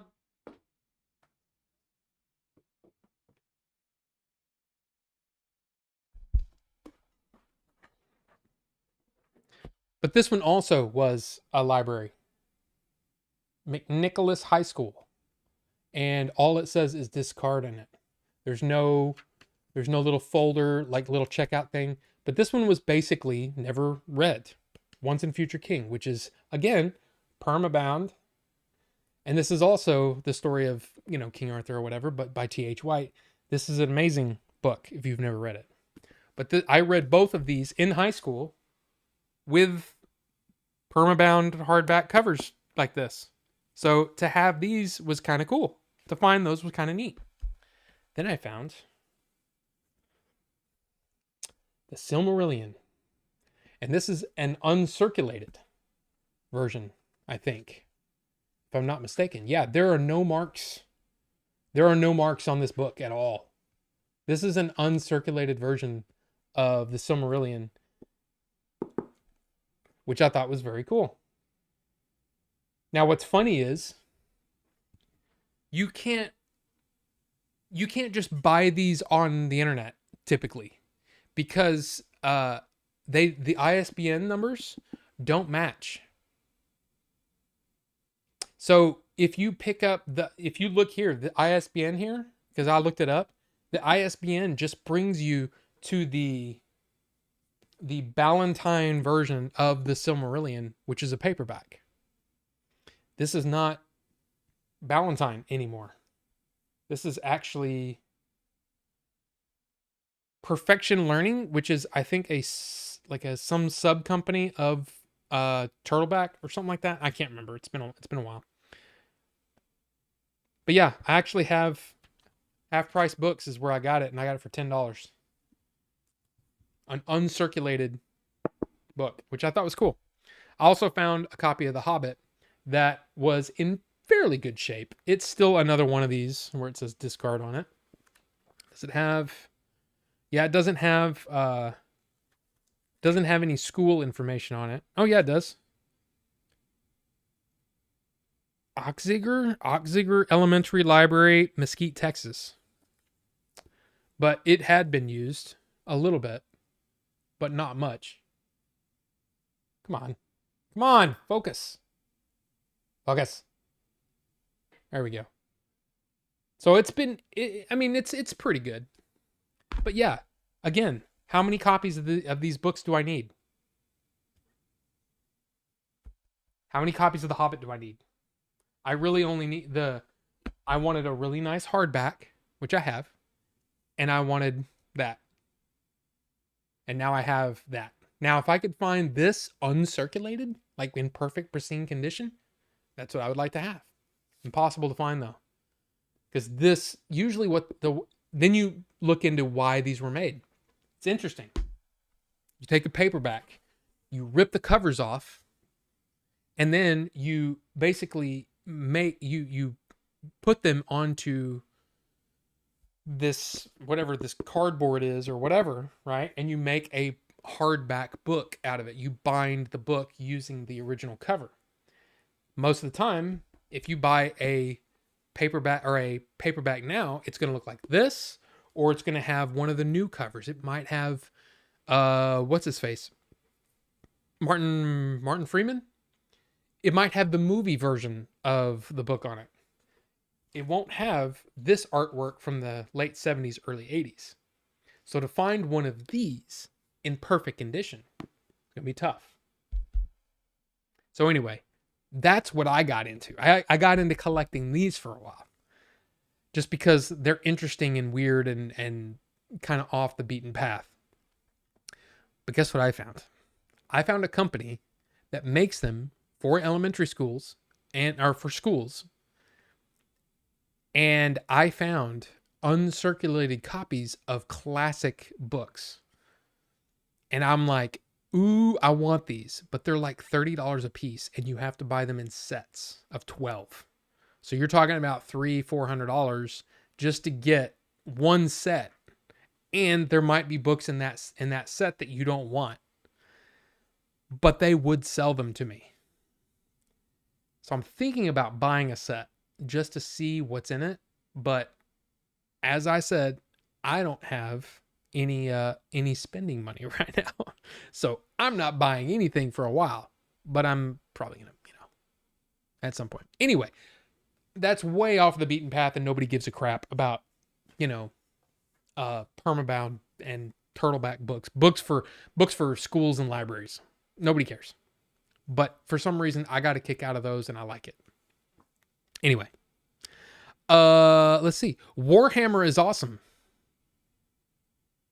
I mean, sure, Chris, but I don't know anything about Warhammer. Zero. Very, very little about that. And you bought that Battlestar Galactica? Good on you. I've never watched it. Excited that King Creole is getting a 4K release from Kino Lorber in a couple months. Elvis's best movie in many opinions. Well, Shozama, that is a movie that I've never seen. In fact, I don't think I've ever seen an Elvis movie all the way through. It's just, honestly, a lot of those movies from the 50s, I don't like a lot of those. Like those kinds of musicals and stuff. I don't know. It's just not my thing. But you never know. You never know. Lou said found Richard Bachman's Rage first print book fair for 50 cents. I will never top that. Oh my gosh, that book is worth a lot right now. You know what's funny too is that I read it last year and was like, I mean, I get it. It's about a school. You know, I mean, I get it. I get it. I don't know. It's a rough movie. I mean, it's a rough book though. I mean, for sure, but it's not anywhere as bad as I thought it was going to be, I guess. But yeah, that book is worth a lot. Can't go on eBay anymore. I was on earlier today, got a few cool items this week. Might show and tell on Discord later. Okay. But I mean, is it just because you're so much to buy? Because I get that. I totally get that for sure. Are you a fan of Serenity Firefly? I know it's straight cheese, but since you're a big sci-fi fan, I thought I'd ask. I'm one of those people that I saw Serenity first, and then somewhere along the way, April watched Firefly. And she really liked it, and she made me start. Well, she watched Firefly first, really liked it. We both saw Serenity, and she goes, well, you really need to watch Firefly. And then I really got into Firefly and was like, man, what a great show. And then would watch them, you know, almost like Serenity was like the season finale or something, like, you know, of Firefly. I do like it though. But I mean, I wouldn't call myself the biggest fan, you know. I don't run around saying shiny all the time. And what's the term for the, I don't remember the name of the resistance fighters, what they were called. But anyway, I like it. It's good. And I wish they would make more. And Nathan Fillion went around all those people, all the other cast members, and said that they're doing something this year for it or something. So I think that'd be cool. But I'm wondering why you're asking. Are you asking because you have cool stuff? Because I would like to see said cool stuff. If you do have said cool stuff. Turns out Rob was the main character of the movie all along. No, I was merely there to help and to fill the frame. And what's funny is my scene with Billy, where we actually, well, it's funny. I'm talking to him and he's talking to no one. It's kind of funny because it's like somebody said, oh, it was cool that you got to have a conversation with Billy in the movie. And I'm like, I really didn't. I'm talking at him and he's talking to no one. And he's kind of ignoring me. And then that's why I go, well, see you later. And then I leave. But anyway, that scene was actually shot by Wood. Wood shot that little, it was a pickup shot or an added scene that we shot. So there you go. Who's stronger, Maul or Kylo Ren?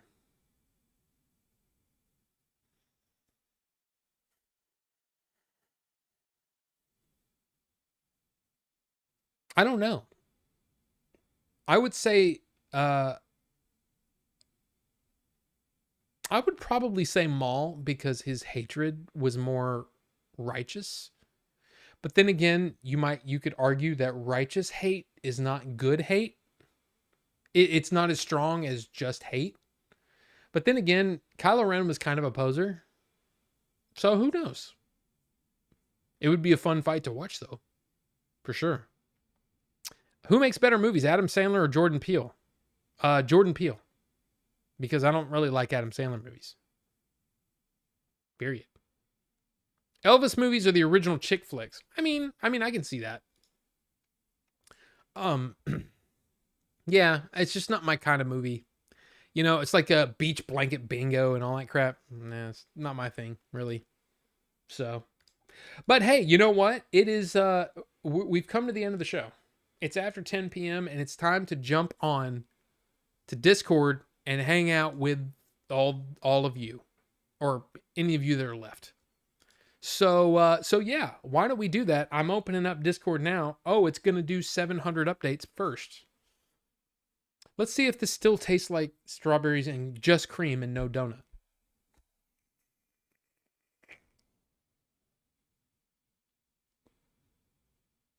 I don't taste donut at all.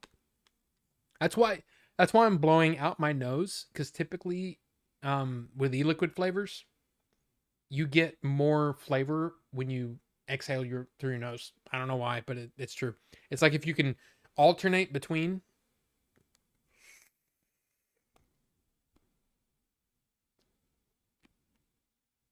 You taste more. Yeah. It just tastes like strawberries and cream to me. Like a really good strawberries and cream. Like so good that I might have to buy this again. Because it's really good. But we'll see. What are all these pictures of Zellers? Who's that lady? Is this from the Ocarina of Time thing? Or something? I don't know. But hey, Star Fox is already in there. Guys, where can I find a Discord link? I'm new to Discord. Dave, do you want to come join? Let's see. Discord. Exclamation point. Random screenshots from the Twilight Princess PC port. Oh. Okay. So there's the link. And if you want to jump in the Discord, once you join, there's a voice channel down there for general, and that's where we're going to hang out. So if y'all want to come hang out, then you can do that, because it's America. So take that, communists. I don't know. So hey, seriously, guys, thank you for all the support tonight. Monetarily and otherwise. I mean, it was that was kind of insane that you guys broke Streamlabs. That was pretty funny.